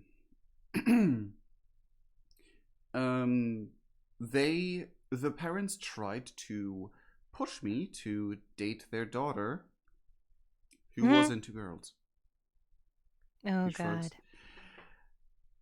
But they covered it up with, oh, she needs help with school stuff, and she was actually doing fine. And eventually, I by accident hooked her up with her girlfriend. He shrugs. Can you believe that one of the parents of the students I tutor, like I tutor some students on the side to like Not. make a quick euro here and there, and Clint has a one of the slight. mother, Clint has a slight flashback to Hades' girl, and he's like, yeah, "Oh no." one of the mother had the gall to actually walk up to me and said that she was going to hire another tutor because I was too exotic for her son. Clint makes a face of like fail to compute.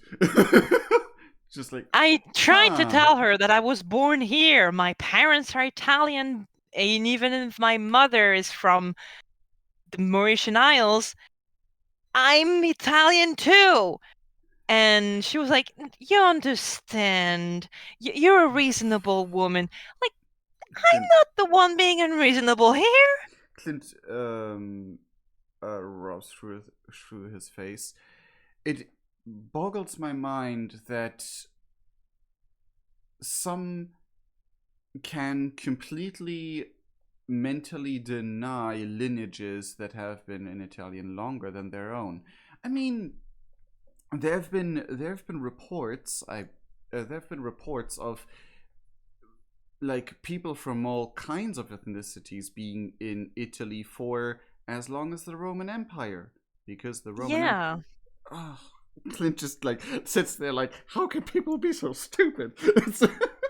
The thing that boggles my mind is just how casually she told me that. Like, it was just her telling me that she was going out grocery shopping and that she was switching from this store to that store. It was just another Thursday for her. Hmm. Well,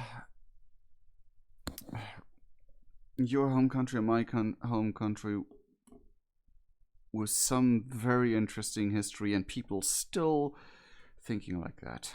Mm. Ah, yeah. But hey, what can you do? Stupid people are everywhere. Yeah, but it's always great to have a shining beacon such as you around. Clint then Thank you. realizes what he just Cute! did, and like right after he says it and sees her reaction, his brain's like, "Oh Oh, fuck." fuck. Immediately like, oh shit! Uh, Oh god, no. like, why did I say that? Like, obviously, he doesn't like make it visible, but he's like his Yeah. brain's like immediately. That was. Uh-oh. I spoke my mind too fast. That was not supposed to be spoken out loud. Oh boy. She kind of blushed a little bit and she's like, "Thank you. I tried to be as good as I can." Clint struggles for a second with, oh fuck, what did I do? And oh god, how do I follow up with this? How do I come back from this now?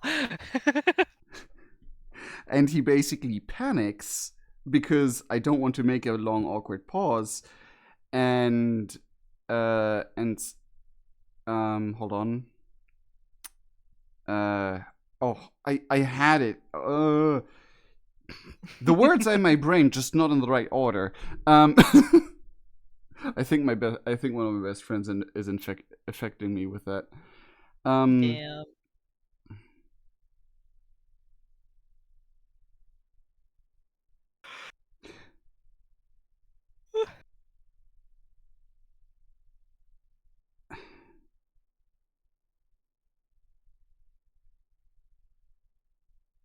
um,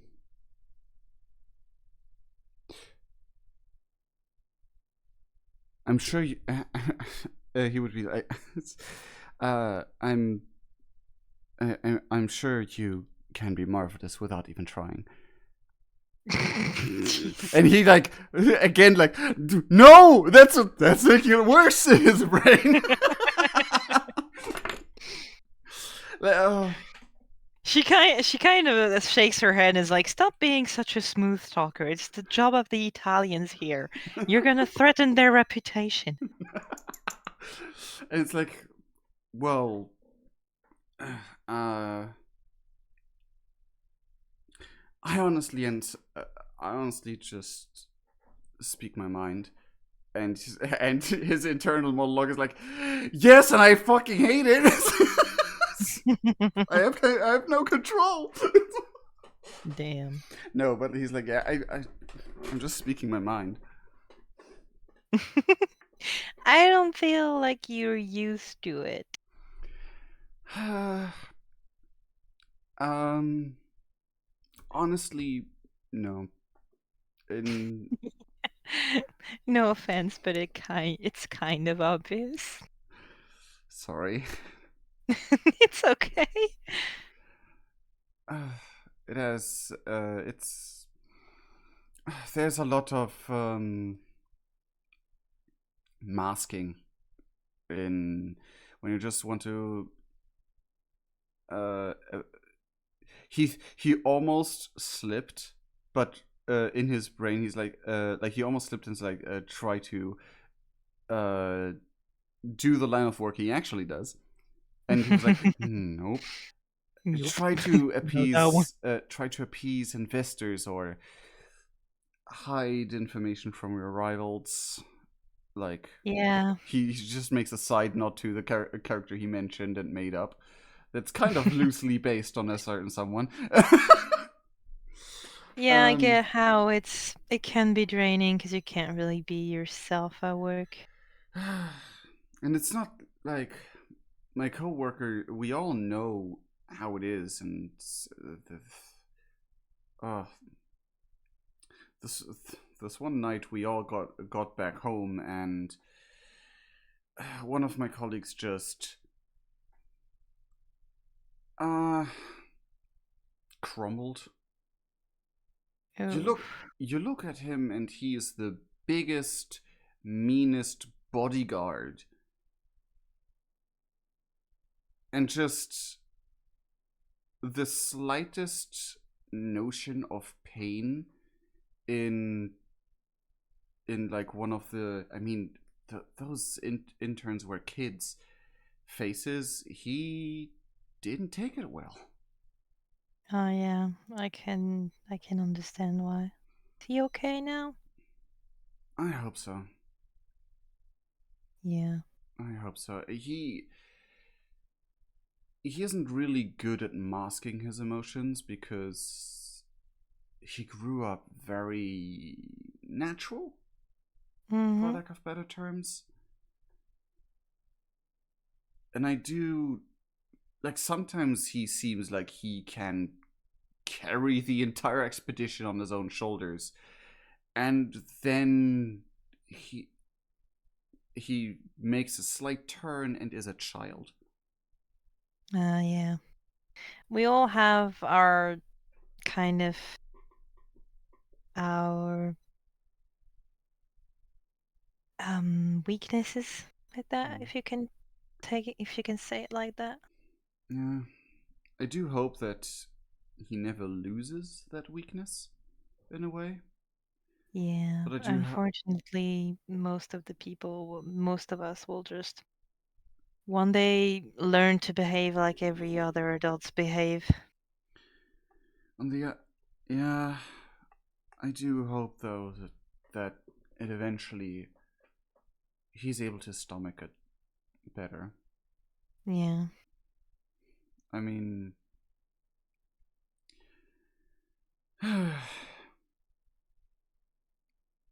and honestly, it's on one hand, some parts are like the movies in that field. Other parts feel like a completely different genre of movie. Really? It's weird, honestly. It's sometimes you're like, oh, what was that fellow's name again? The was he Australian? Um, he has all the movies about him in archaeology. Clint Oof. actually struggles. I have no idea who you're talking about. He's talking about Indiana Jones, the big archaeologist on Oh, TV and movies. she kind of thinks for a little bit and is like, Indiana Jones? Yes, sorry, I never had much opportunity for movies. It's fine. Um, and like I, by now I've seen some like or people talk about him and like the cool things, and some people expected it to be just like the movies, and then they quit because it's not. Yeah.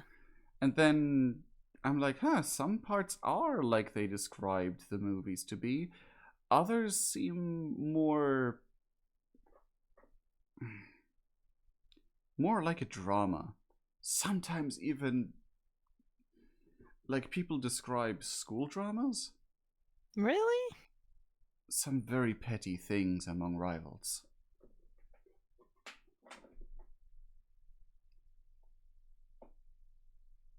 Damn. Yeah. I guess if you have enough narcissism, you don't really care about how petty the things are you do. I guess. But at the very least, no matter how bad the bad parts can be, every win just makes it all worth it. Yeah. To have something, he thinks for a little bit because he tries to now make up more story than to straight up say what he's doing. I can't imagine how it must be to like uncover something and then be able to share it with the world and make Yes, them see what was hidden by us, basically, but just million of years before. exactly. And it's so great when you can have something that is when you find something and it, I try to find a word to not generalize it too inadequately, to have something, to uncover something that benefits the general Hmm. person and not just some narcissistic snob. Yeah. uh,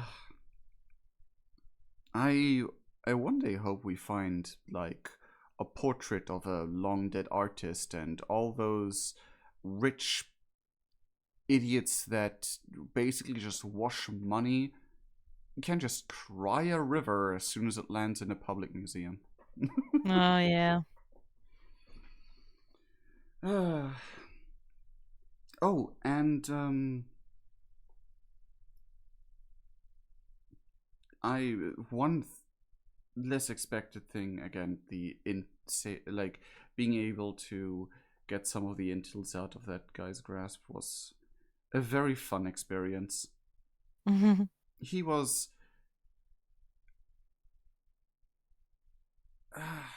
probably very mad, but everyone else who deserved it was happy. Yeah, It is a petty thing, but it is a petty thing with a good ending at least. at least, yeah. I'm sorry. It's it just has been a very interesting experience. It's okay. Um, he thinks for a moment. Have you, in your studies, heard the name Tariel at some point? Let me roll for that. Ha- has she? Come on. I hope that's the correct name. Yeah. I Yes, wasn't it sure is. anymore. It is. Mm.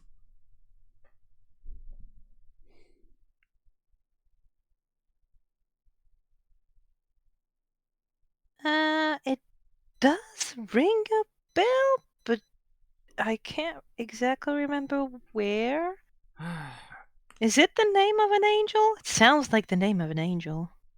um, you would be correct. It's at least as far as interpretations go. Hmm. Um, basically, the rival is completely obsessed With an angel? with some archaeological finds relating to him and just in general, I guess. Really? I mean, It's usually very when we've. unhealthy. Eh. I mean, there are fanatics everywhere, I guess. Mm. And part of me just wants to let everyone stay away from that name now, seeing, well, what I saw with that whole ordeal. Yeah. But maybe one day we can just show some true around without he would mumble this more people like him ruining everything. Maybe, yes. But for now, I just was curious if you know if there was anything you might have known, but if not, I can try to look. Clint We hesitates. have a pretty extensive library. Clint would I can try to make hesitate. some research. Clint would hesitate because he knows. Okay, this would be good to know, but also danger. Um, if you by chance come across something, that would be nice. But otherwise, he looks like he's visibly sad about it. I would advise against it. Why? I just mentioned. It's just this rival is rather ruthless, and No. uh, Would have want greedy. them to come. Would have want them to come to my home and dig into my garden. Hmm.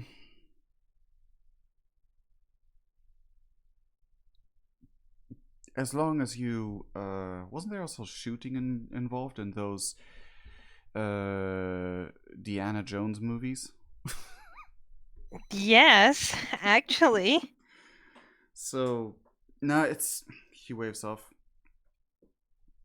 It's completely fine. In the end of the day, that's my job and my responsibility. Okay. Um, yeah, but I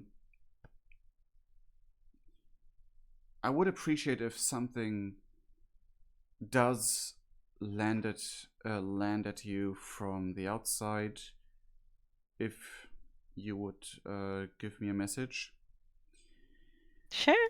Especially because this rival is as ruthless as he is. We just want to make sure he doesn't do any harm to. More than he already has, apparently. I'm sorry. This probably sounds completely stupid.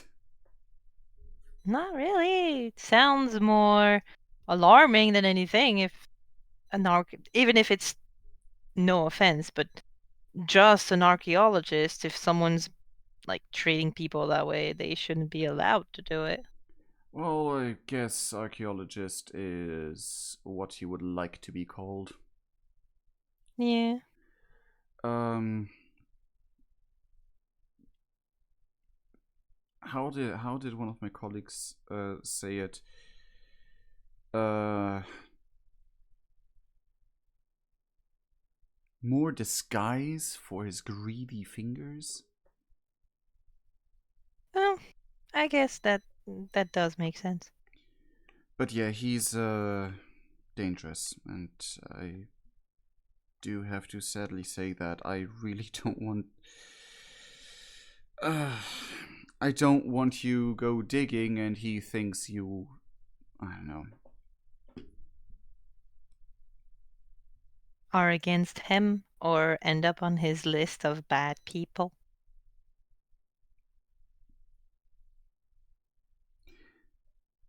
I'm now aware how much like a movie this sounds. A little bit, I have to admit. I really don't mean to. I'm sorry.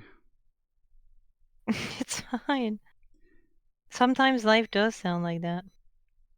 Clint just nods in silent contemplation for a moment and then just says, but do make sure if something happens, if anything happens, do inform me. Yeah. At the end of the day, any excuse to talk to you is a great excuse. You don't need an excuse. And secondly, I regret meeting such rivals. I mean, yeah, but people like that usually just stumble into your life and you're like, who the fuck are you? Why are you here? But hey. Exactly. I am relieved that how you're taking this, actually. I sometimes just stumble over my words and then people think I'm crazy. It's fine. I read about people more crazy than you. I hope that's relieving. uh, it is. Um. Nope. Oh God, my brain just flushed that thought out. Jesus. Um. Basically, Clint would then just continue with a little like jokey small talk, try to get away from that topic, and contemplating like, I know the cult would like try to get to her. Mhm. I know that's what the cult would be willing to do to, I don't know, get their girls back and think I know where they are. And like Clint has like this whole like possible scenarios in his head, and he's like, okay, Mhm. if something does pop up, he wants to make sure that she would contact him. Um, but he also wants to make it seem less dangerous than it actually is. You could Uh, make it like if you actually roll for charisma to try to see if you can actually make it so that Hold it's on. like so that she gets the importance of it but not the true danger. Mm. 7 is my lucky number. 7. You managed to make her understand that it would help you to know what the rival is doing to kind of catch them in the act of doing anything illegal. So if they approach her or try to mess with her, she is to contact you immediately. Okay, okay. Clint would be a bit nervous about it, because like obviously he doesn't want to put like innocents in harm's way, but it's Yeah. also like uh, A, an asset, B, her own safety because he knows that any contact he has may be in danger anyway. Mm-hmm. He's aware of that much. Partially dating back to vindictive parents being like, "How dare you make my daughter gay?" It's like, I literally just went to get an ice cream. It's like with the guy in ice cream in hand being like, what? Yeah, it was like just like I made up this like he went from other school kid to other school kid to help like keep himself afloat financially to like, hey, I'm helping schoolwork. I'm saying this more for the viewers because we talked about it. Indeed. And like he went from like a little small jobs as a teenager, from there to here to just help families. So he met like a dozens of kids with their families and their issues, and obviously there was at least one of every shape along the way. Like if you do that for years in order to survive, you know. um Yeah. and I can imagine that like one piece of parent would be like, how dare you make my daughter a lesbian, and he's like, dude, she was a lesbian before you even met her. uh, but yes, long and short, um oh yeah, and that like cascading in obviously bad rumors because he made my daughter lesbian. Boo hoo! Ban him from the school, I guess. I don't know. But yeah, he tries to apply that experience to prepare as much as he possibly can to keep Lori safe. So you've managed with the 7, you've Yes. managed to transmit the seriousness of it without Mm-hmm. too much information. Yeah. Okay. I am Would you relieved. like anything specific for this um for this like this Date. encounter slash date? Would you like to do anything specific? Mm, I mean, he would uh, try to, at that point, enjoy his time. He would. Oh, also, he would obviously wear completely different clothes than he usually wears. I wanted to Mm-hmm. mention that. I was literally on my way back home. I was like thinking, okay, he definitely like basically tries to be as least optically recognizable to any of his possible enemies, while as well be looking casual. Yeah. um, uh, and he would basically try to like invite her for a little bit of more food, maybe a bubble tea here, maybe like some ice cream, whatever like she would fancy. Um, and um, yeah, if the 7 succeeded in making her understand, then he would actually try to put a lid on that topic because he wants to think about other things. Yeah. And mm,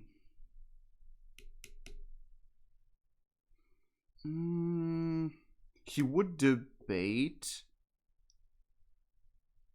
asking for help with a moody teenager, maybe like showing something that would make them feel better, but he would eventually decide not to ask.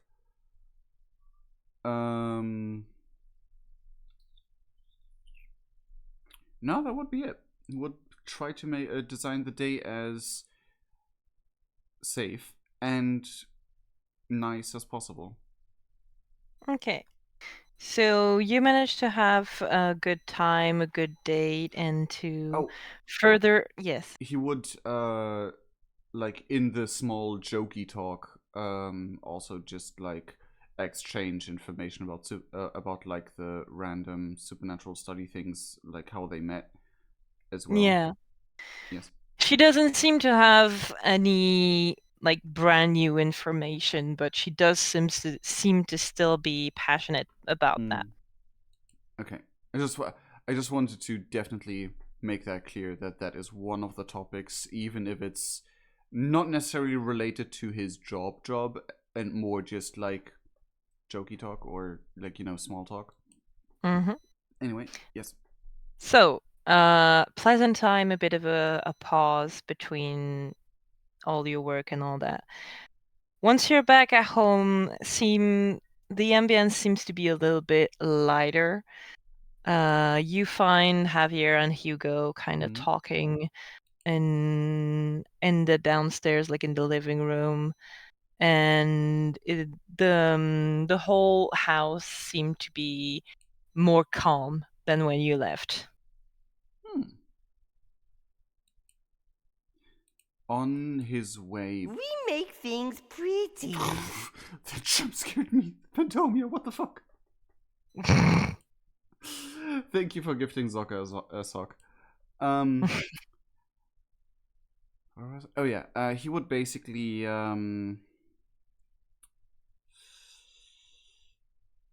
what was Alba's preferred medium again when drawing? She does it on Like pencils or like more like watercolor or more like pencils. okay. Um, Definitely pencils. mhm. He would.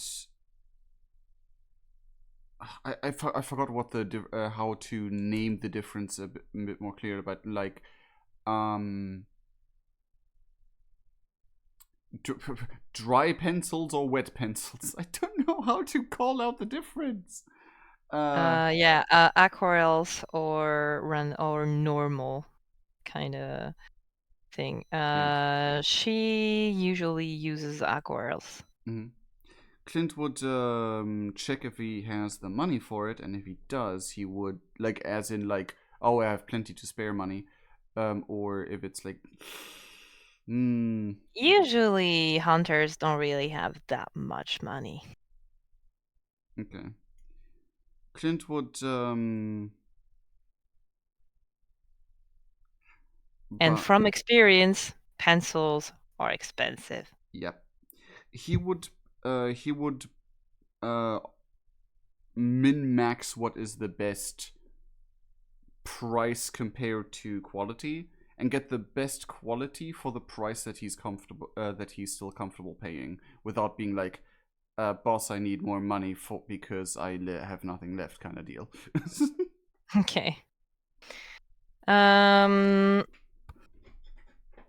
you come back with a gift. We're gonna have to hurry a little bit because it's Yeah. been 2 hours and a Oh, half, and you haven't done anything apart from talking to NPCs, which is good. But you're not gonna have like any training or anything like that. We're not gonna have the time to do any of that if we keep going at that pace. I'm sorry. I mean, So, do you have anything specific in terms of training or knowledge that you want to focus on during those 2 weeks to try to research or to be better at or to try something new? I no, like since our last session, I've been thinking about that every now and then, and hmm, I feel like I don't know the world enough to pinpoint it exactly, but hmm,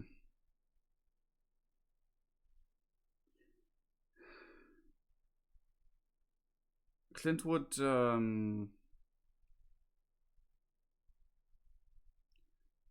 there was something that I had an idea of, but now it escapes me.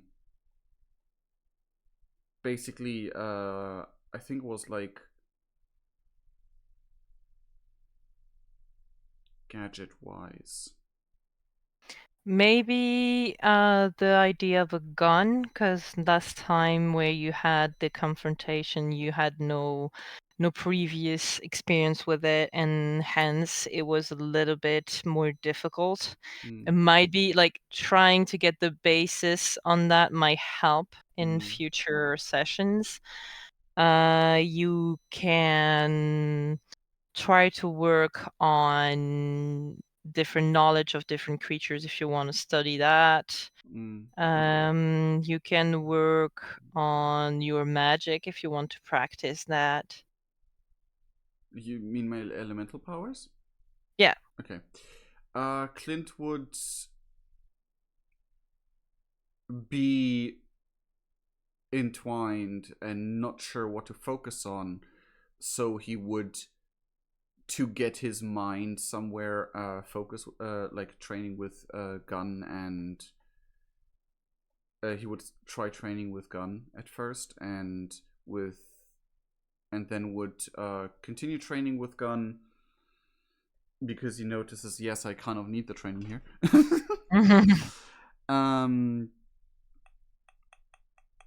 And he would also train his magic.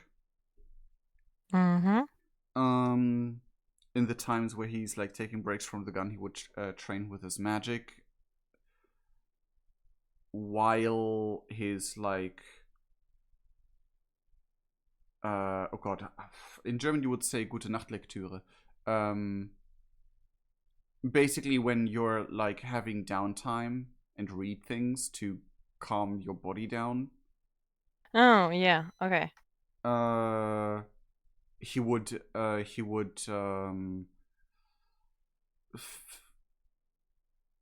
gravitate a lot towards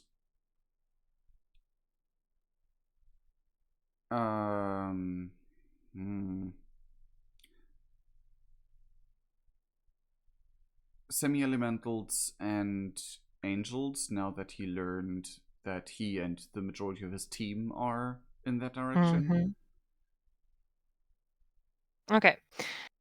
So, you can roll 2 d20s for the gun training, and you're gonna take the lowest one, because that's the thing you put the emphasis on, to see how good you can actually manage to handle things now.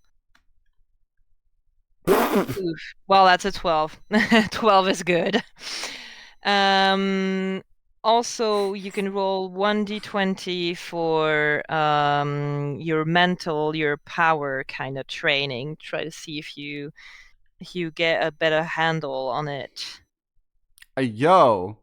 Yes.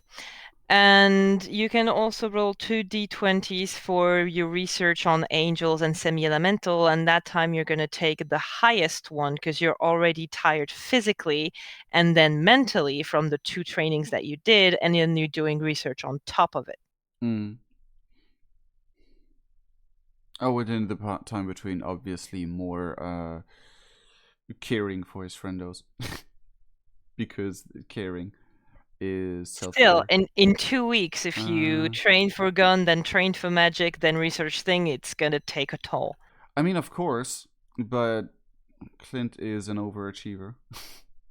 Yeah. Even if it kills him. And nope, you haven't found anything. Oh, come on. Why do I have like now 4 rolls? Why do I have 20s when I need low rolls? That is Jesus.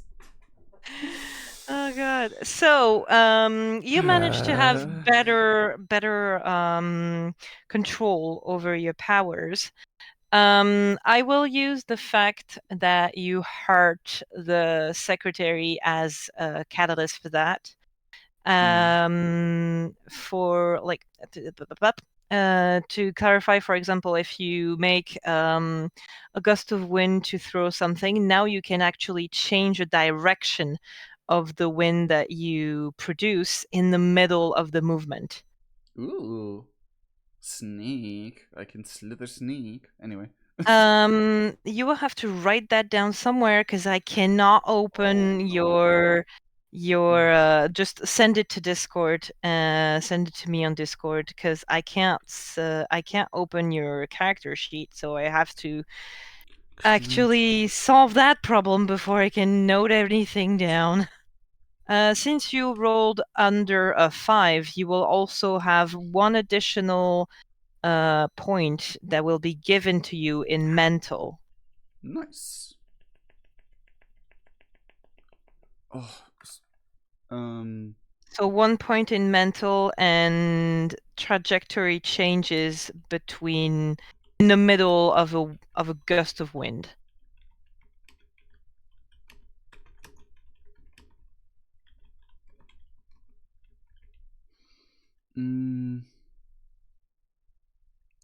I do recall that I like when we designed Clint or like worked on Clint, Mhm. I do recall that I tried to because you said everything could be an elemental, that I tried to focus him more in the same direction that my vampire roleplay ability is, which is pressure. That's going to take you to learn for just at the beginning, it's going to be the basics, and then you can specialize a little bit more. Okay. I just wanted not to. I just want to remind, like the not only the stream because I don't think I have mentioned it on stream before, but also because I had it before that like a DM of one of my first and only D&D sessions wrote notes down but interpreted their own notes wrong. Oh yeah. Like they basically just made like one word notes for my background story. And Great. like my background story was basically, hey, I just it was one simple thing of like going somewhere and being like, hey, I'm a little a folk hero, blah blah blah, and the DM just wrote down folk hero background, but put me into a church, and then we did my introductory scene, and I was suddenly in a church, and I was like, I don't know where the fuck I am and what's going on. Why am I here again? Yeah, it was very awkward when it was like, hold on, do you remember my backstory? And she was like, yeah, sure. And then I like resend my character sheet, and she was like, oh fuck, I have to completely redo the session. Great. So in terms of what you managed to learn on the NPCs that you live with, Alba seems to warm up a little bit. Usually you can see that when you're not with her for a long period of time, she reverts back to her cold nature, but slowly over time she warms up to you. You can see very clearly that as soon as the subject of family is brought up, she clams up and there is no way of getting anything out of her. Clint would start to avoid the word family. And since he has no siblings or parents to speak of himself anymore, yeah, he would basically just describe it as really close whenever he like would refer to anything in that direction, to basically avoid her clamping up. As for Hugo, you can very easily tell that he doesn't have anyone anymore. And that he maybe lost them to a monster or to sorcerers, but you can't be exactly sure. He isn't exactly keen on talking about it. And speaking of on Javier, he is surprisingly the most difficult one to know anything about, because he always hides himself behind his jovial demeanor and his jokes and smiles. You can tell that he has a lot of scars, and as you can see on his face, he already has one big in the middle. But he also has a lot of scars that can't obviously be seen, and he seems to have gotten in a lot of fights with a lot of big monsters, and he seemed to have learned kind of on his own, not being. He never mentions that he might have a mentor at one point. He probably learned all on his own how to do anything. And however, he does not. Anytime you even allude at possible bad things that might have happened, he just deflects and with jokes and banter, and then guides the subject to something else. Okay.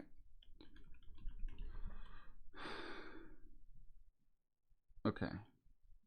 So that's what you can kind of the conclusion that you can draw from those 2 weeks that you spent with them.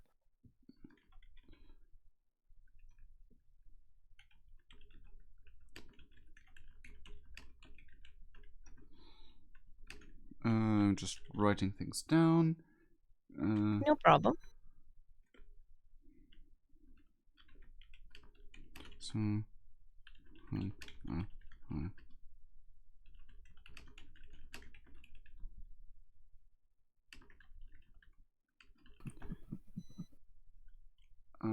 I'm gonna redo the format a little bit because this is completely unreadable.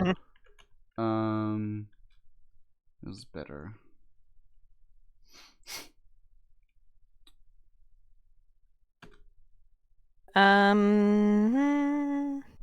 Yeah. So that about does it for the private session. If you want to go get a drink or something for a few minutes, I can summarize the queerness session for the chat, and then we can like joke and show them the memes. Gladly. I guess I'm gonna. What am I gonna do? I guess I'm gonna prepare a little bit of a snack because there's still a lot of cinnamon sauce left. Like, damn. I made double the amount of sauce that I needed by accident because I was like, this doesn't look like it's getting thicker. Oh, damn, I made it too thick. And then you add, and then you realize that you have 1 liter of sauce, yeah, and you're like, oh fuck. Yeah, it was literally like when I make sauce, I basically put a bunch of, like, not a bunch, but like a bit more oil than needed to fry something, and then basically fry flour. And I stir that until it like becomes its own paste, and it didn't really seem to thicken up at all at first. I was like confused because it never did. It never just didn't do the thing. And so I added a little bit of more flour, and it thickened up like immediately. And I was like, okay, great. Ew. I'm gonna now put in the flavor and everything else. And then like the weird thing is, it was like very thick, and I thought like, oh damn, I accidentally made dough instead. But as soon as I added because for cinnamon sauce you want to use milk instead of water, I put in milk, and it was immediately just liquid again, just pure liquid again. I was like, huh? How? What? And I stirred it for a while because I thought that's the reason. Apparently it wasn't. And then I stirred, put in a little bit of flour again. It immediately got super thick again. I was like, come on, decide. Make up your mind. Damn. Anyway, that's why I have a lot left, and we'll put some jam into it and eat it like it is. Good. I will take off my headphones. Anyway, because I will not necessarily be away from the keyboard. Yep. Most of the time. So just It's not spam gonna DM take me. a lot of time. Just spam DM me when you see things. Yep. But I will also grab the food, answer a few DMs I got, and yeah. It's basically gonna take like 5 to 10 minutes max. Okay, that's fine. I will also mute myself so you don't hear the clanking of my stuff. Okay. Yeah.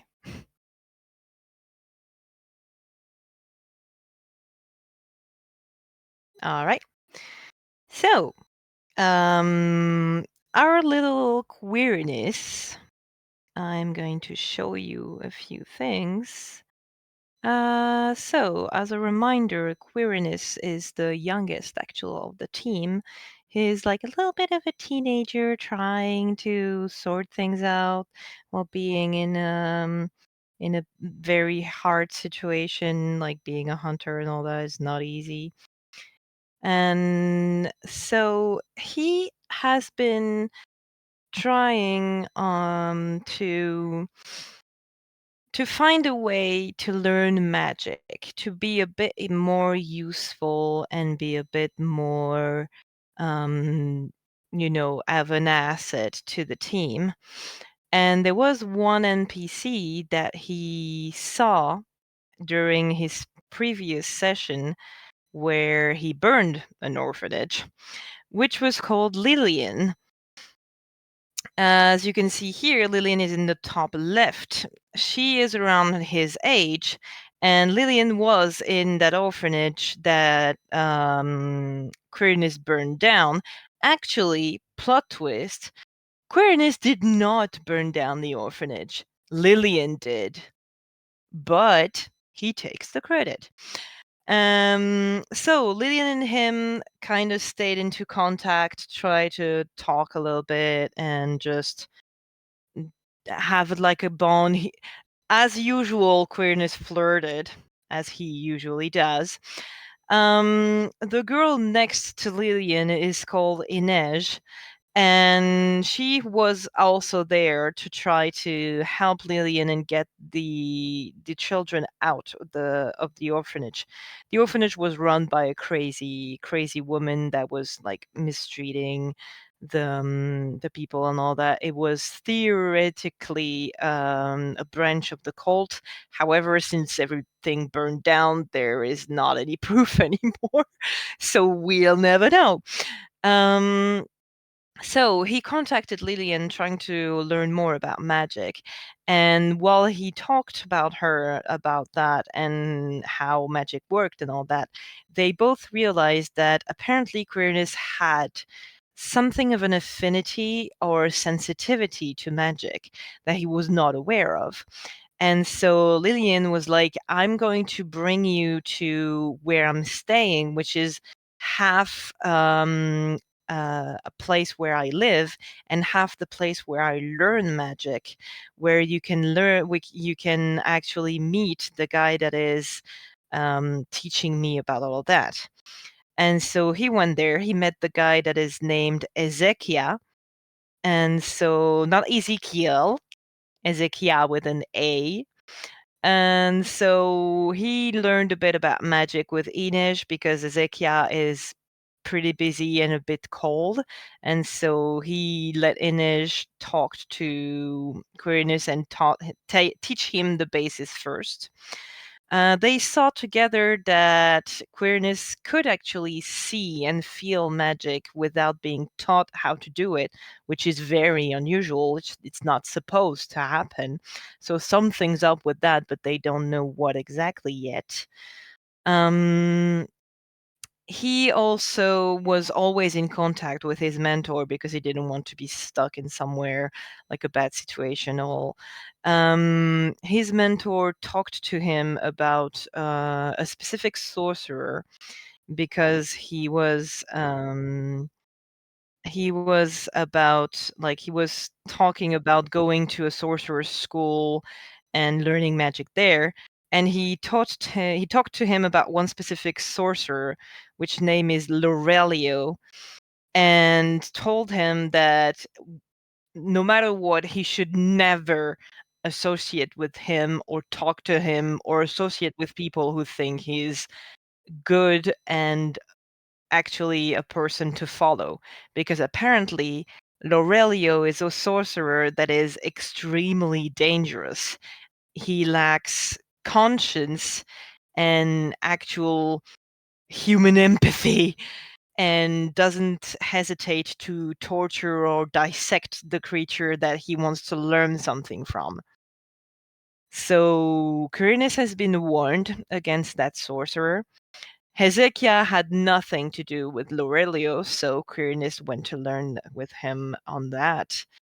He also kind of tried to learn how to fight, which he failed. He does not do well in fights.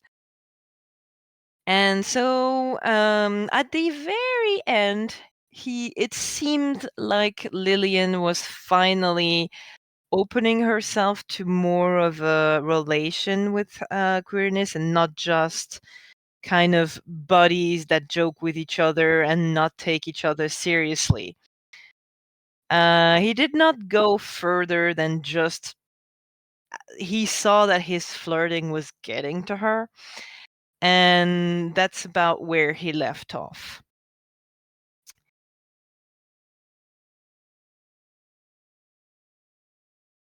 And so that's where his session ended, with a little bit more of a knowledge of how to do things and how to actually handle magic. He can do a magical shockwave now. That's brand new. He can like accumulate the magic around him and then release it to make a shockwave to kind of push people away from him.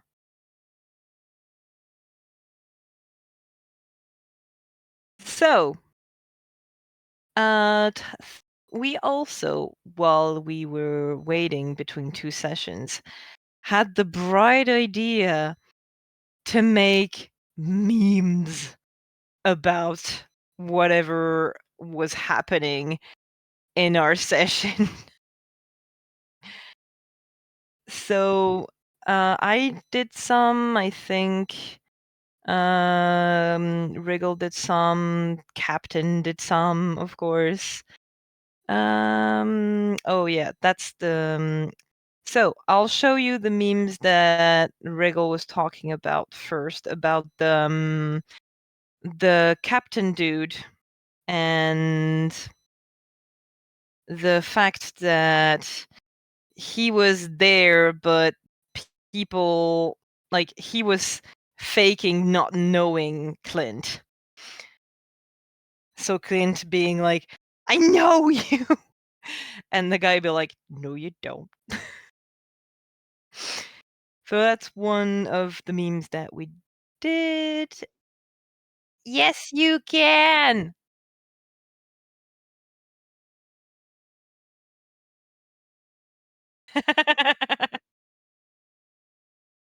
I just saw the meme pop up on the screen. I was like, "Ooh, can I join again?" Yes, I sent you 3 messages. You did? Yes. Oh, because I had our chat open. I did like it Oh, didn't it it didn't didn't ping notify. it didn't notify. Okay, so that's the. Oh, there's another about Clint. That's very Every meme Clinton. is nice. All of them are Yeah. great. Like Clint and his obsession with hot cocoa. Oh yes. Not too far from reality. That one, yes. Uh, The hard to swallow pills. oh my goodness, that one's amazing.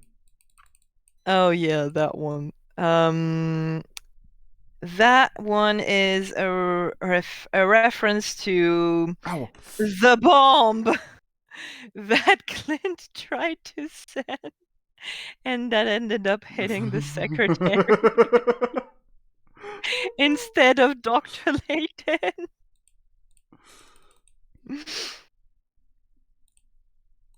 Oh god. I'm gonna try to organize the memes so that I can put as much into the thing as I can. Which one then?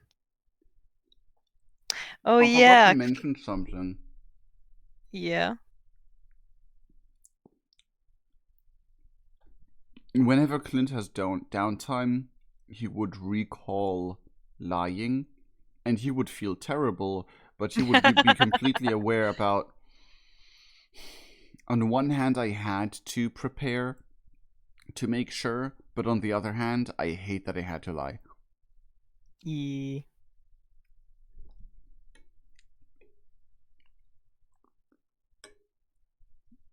So Oh my that's God.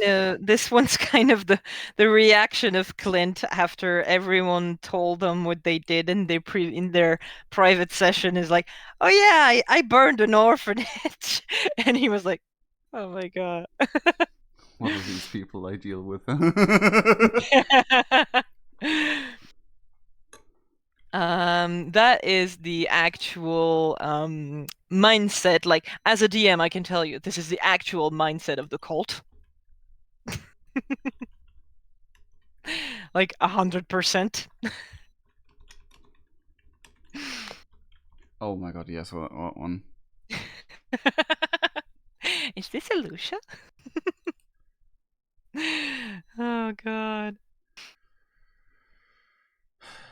Also that one, we did a lot about the hot cocoa.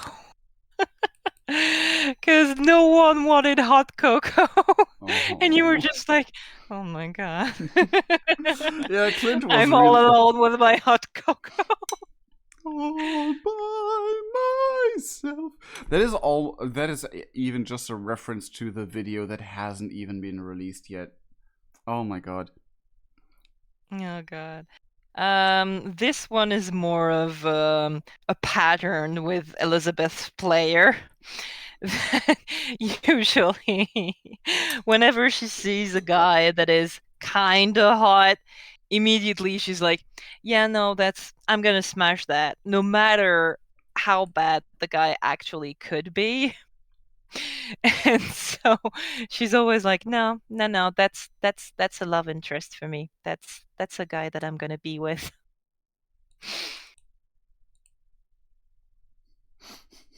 Oh yeah, the orphanage.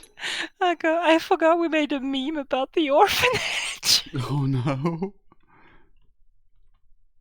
Oops, sorry, accidentally.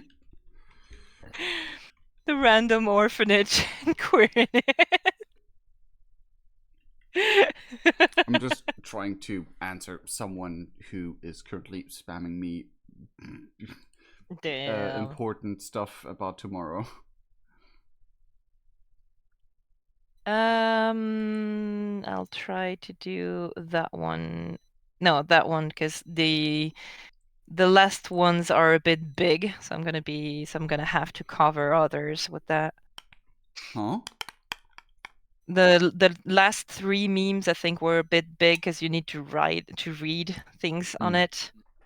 So here we have Dr. Layden actually making a choice between being a decent dude or drawing all of the cards. Because of course Dr. Layden would not make the right choice. Man. Oh god. Because I had a thought I wanted to tell you. Oh god. When Clint completely loses his cool, Mm-hmm. he's the type that goes all out, but not in a like fit of rage or anything, but he's like full on concentration mode and full on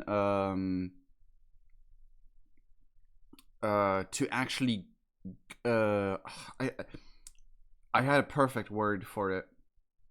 Like basically when he's when he's like in complete rage mode, he would be extremely cold and extremely calculating in order to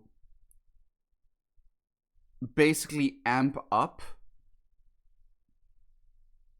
Like, basically, when he goes into a rage, he goes more into a into like, when for example, the Hulk goes all strength, he would go all, for lack of better terms, intelligence as a rage thing. You know what I mean?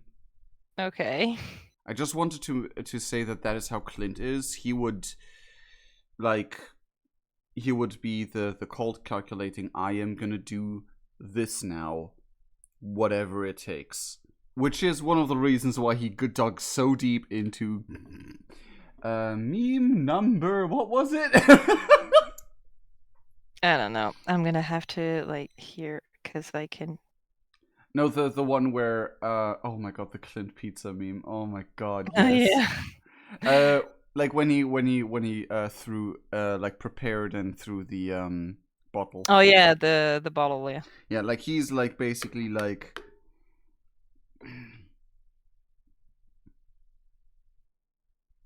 Oh, you can't really read it. But the main thing that he lacks when he's enraged is caring for the consequences. Yeah. So that one is basically Clint, like trying to be normal, and Elizabeth crushing on every guy that she sees. Ada's being depressed over Cadence, and Quirin is calling every girl cute. And Clint is in front of everything, being like, "Oh my god."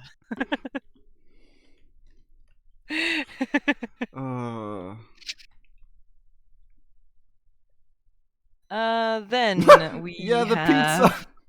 the pizza guy. We definitely need to make that a thing on like every like other or like regular thing that Clint just buys pizza for everyone. Yeah, the pizza. Oh, by the Clint would after this like after the like free time he had, the 2 weeks, he would be like, okay, maybe I should start helping kids with their homework and learning for tests again, just for that extra bit of money. Especially with the amount of phones I'm losing. Yeah.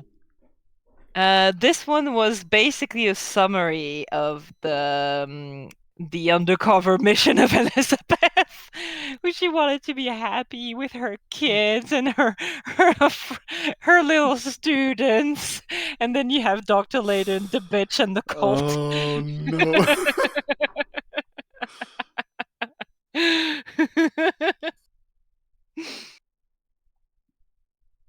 Oh god. And the last one is about Elizabeth too, if I remember. Yes. We should make a meme about the sniff. Why haven't we made a meme about the sniff? I can't really think of a good meme format, because otherwise I would have already flippin' done it. So that's Elizabeth and her thing, basically getting into school undercover, getting attached to the kids to save them, see them get hurt and get killed. She did not plan for that.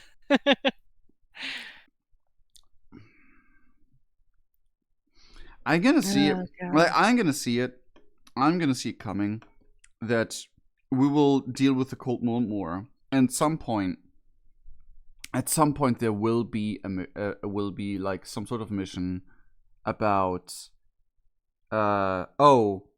It's basically almost the same as it was this time, but it's like, we know, I don't know, when they get through with it, we're all doomed. So either we do the hard way and try to rescue the kids, which is almost impossible, or we just nuke the place and kill everyone. Just be done with it. No, more like rather them than the entire world or whatever. Yeah, they're just kids. It's fine. No, ooh. If someone would say that, Clint would punch them no matter who they are. Oh Ooh. god. Like, even if it's Javier, he would be like, no. Damn. We'd be like, no. Yeah. Oh god. Oh, Yeah, that's also another thing. Mm, but I wasn't sure if this time was good or not. I also completely forgot about it. But I wanted to implement a thing where Clint tries to find a way to either craft or acquire something to symbolize each victory. Like, I was thinking of rings on his hand, basically. you're not gonna have enough fingers. That's why I was debating, because I didn't know if the, like, but like each victory, like for example, this entire everything we did so far would be one ring, basically. Not even 2 for the lake? I was debating, but there wasn't really a lot going on with the lake. I mean, sure, it was a victory, but it wasn't. It didn't felt like a victory. You know what I mean? It felt more like a tutorial. A little bit. Exactly. So out of character was debating too much, and Clint wouldn't have thought about that in that case, and then he was like, doing it after the fact seems cheap. It would be a good idea, but rings would not be practical.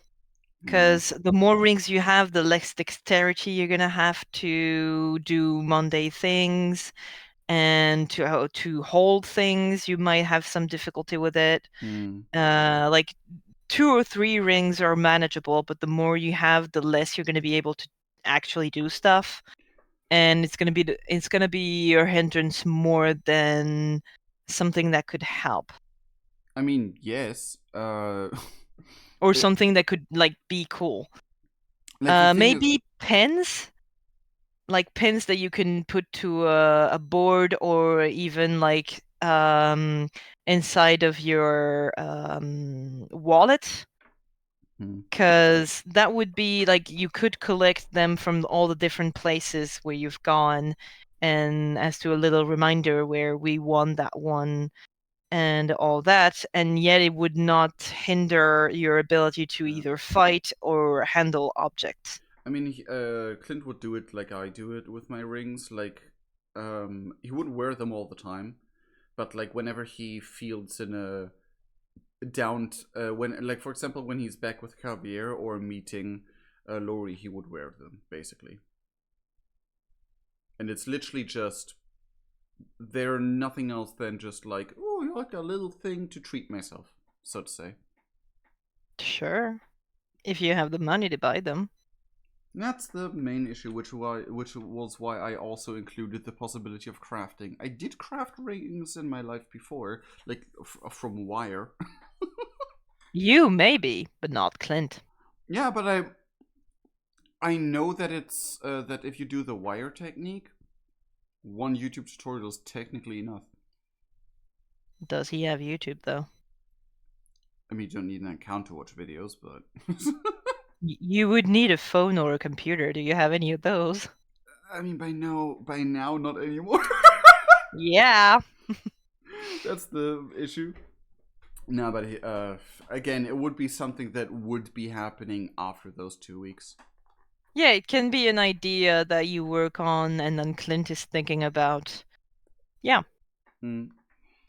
Like the main thing is the rings are supposed to symbolize something, but they're not supposed to be on him all the time. Mm-hmm. Yes. Anyway, sorry if I It's interrupted okay. anything. Was this something I like definitely wanted to mention today? All right. Anything else before I go? Well, I mentioned everything, like that he tries to up the friendship levels with everyone. Yes. In the meantime, we did the training. We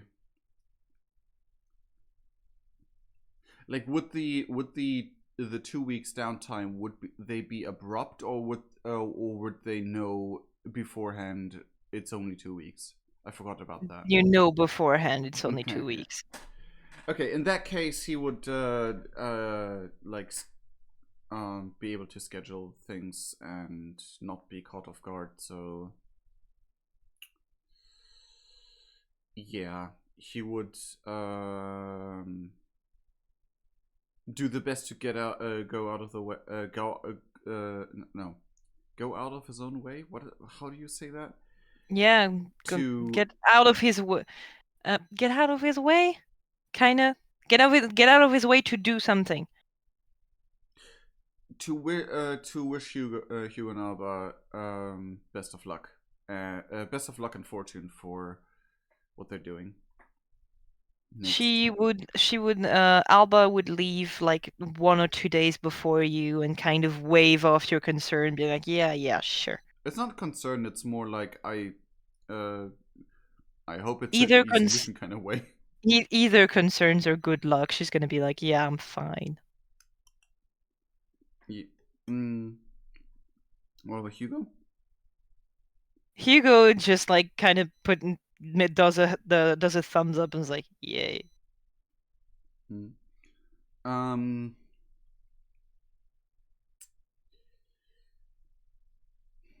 And to Javier as well. And while it should be noticeable that he is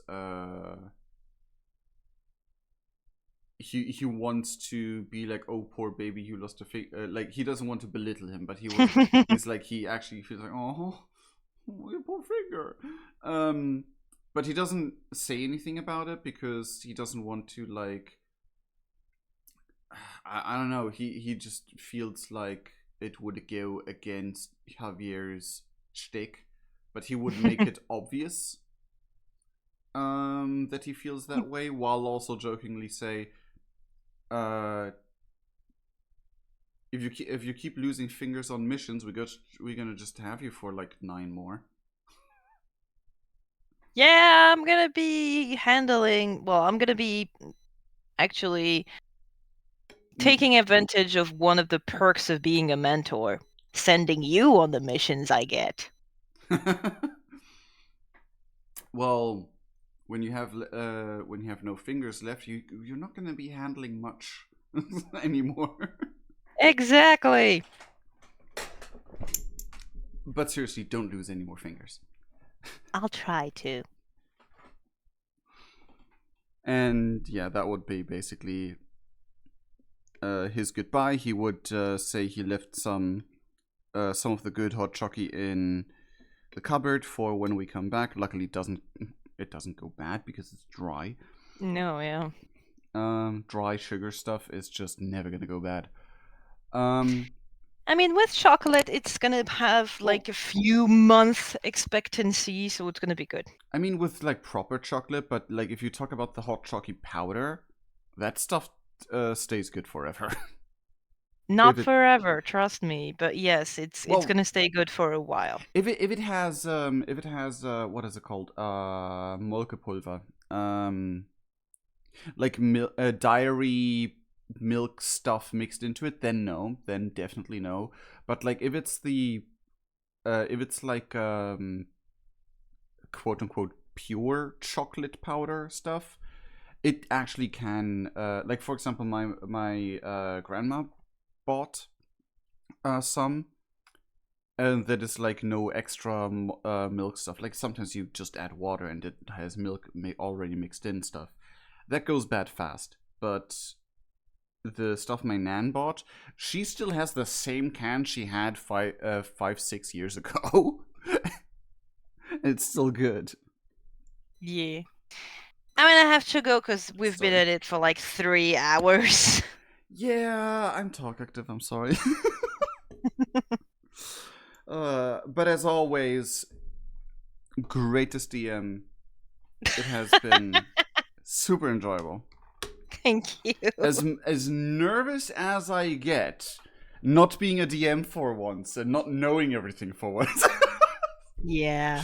it is really nice to be a player for once. As much as my DM brain keeps trying to quote unquote fix things, not things you do wrong, but things that I wanna add my story. I wanna add like a story I made up or whatever. It's no. it is super enjoyable to be a player for once, and not only that, to be a player of such a great DM. Thank you. Well, have a good night. Bye bye, chat, and we will hopefully see you very soon for the next session. And trust me, it's gonna be a doozy. No, bye.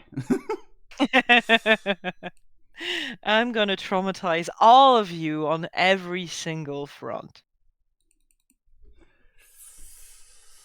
Good. They're gonna I mean, good and bad. There's gonna be some horror in it.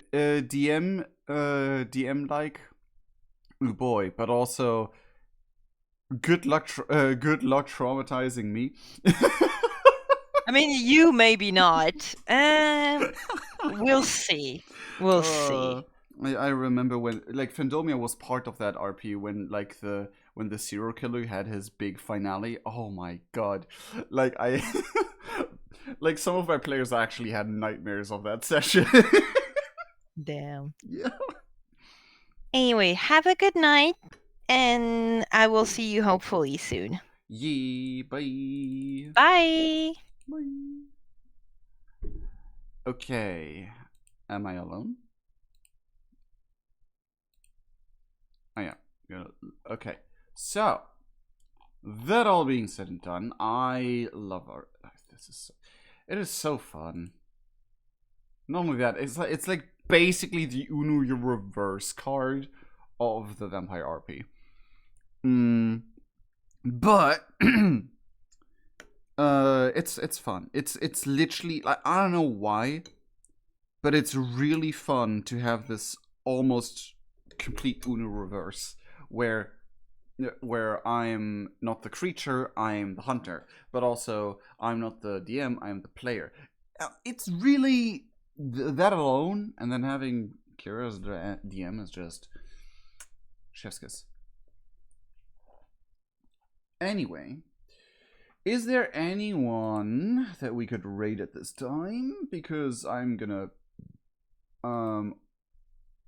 see. Ooh, Smuggies is playing Lethal Company. Hell yeah. Oh my god, that is so fitting because that is... I'm not gonna say anything more. I'm just gonna raid Smuggies. I'm just gonna raid Smuggies. If I can find the, Oh?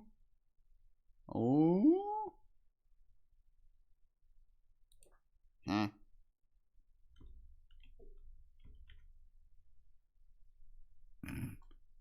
Oh, why would you do Bing? I love the. It's no, it's not. What is? Do Bing? No. Go away. What in the world?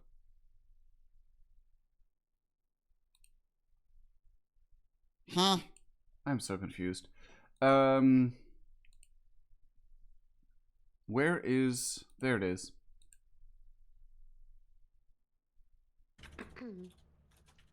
Join us. Join us. Okay. Yay! Oh my goodness, why was that so difficult? Ooh. Sorry, my tabs are not doing what they're supposed to. Raid. Why does it never show the person I want to raid? There we go. Let's raid the flower girl. Already. Jesus Playing. Christ. Oh yeah, where are we? This is March, I think. Is this March? Yeah. Can I? March. So who wants the bonky stick? I see you already. You already got one. Okay. Wait. I want a weapon. I got Huh. that weapon, but then I died. That is so interesting. But anyway. Because I was like, I'm gonna take this. Oh, I can't I want rage the bonk Smuggies. Give it to Smuggies. Please, please. Thank you. Why not? That is a different error message. What? No, well, go over to Smuggies. Can I shout out guys, let's Smuggies? We got money to make. Where do we Shout out Smuggies. No, that doesn't work. It's over there. Hmm. Oh my god, I walked that way. Hmm. You know, we may not be able to raid Bees are cool. because Twitch is being done. Other players, yeah. But Yeah. oh my god, I have too much wind. I have too many different Goated layers going to on. mine and then explode. Here. There. Someone hit me! But did you hit me?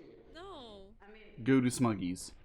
Go to Why Smuggies. would I Smuggies hit great you? and I have nothing playing against stuff. you. I thought something. Bye. Cheerio. I think you're going crazy.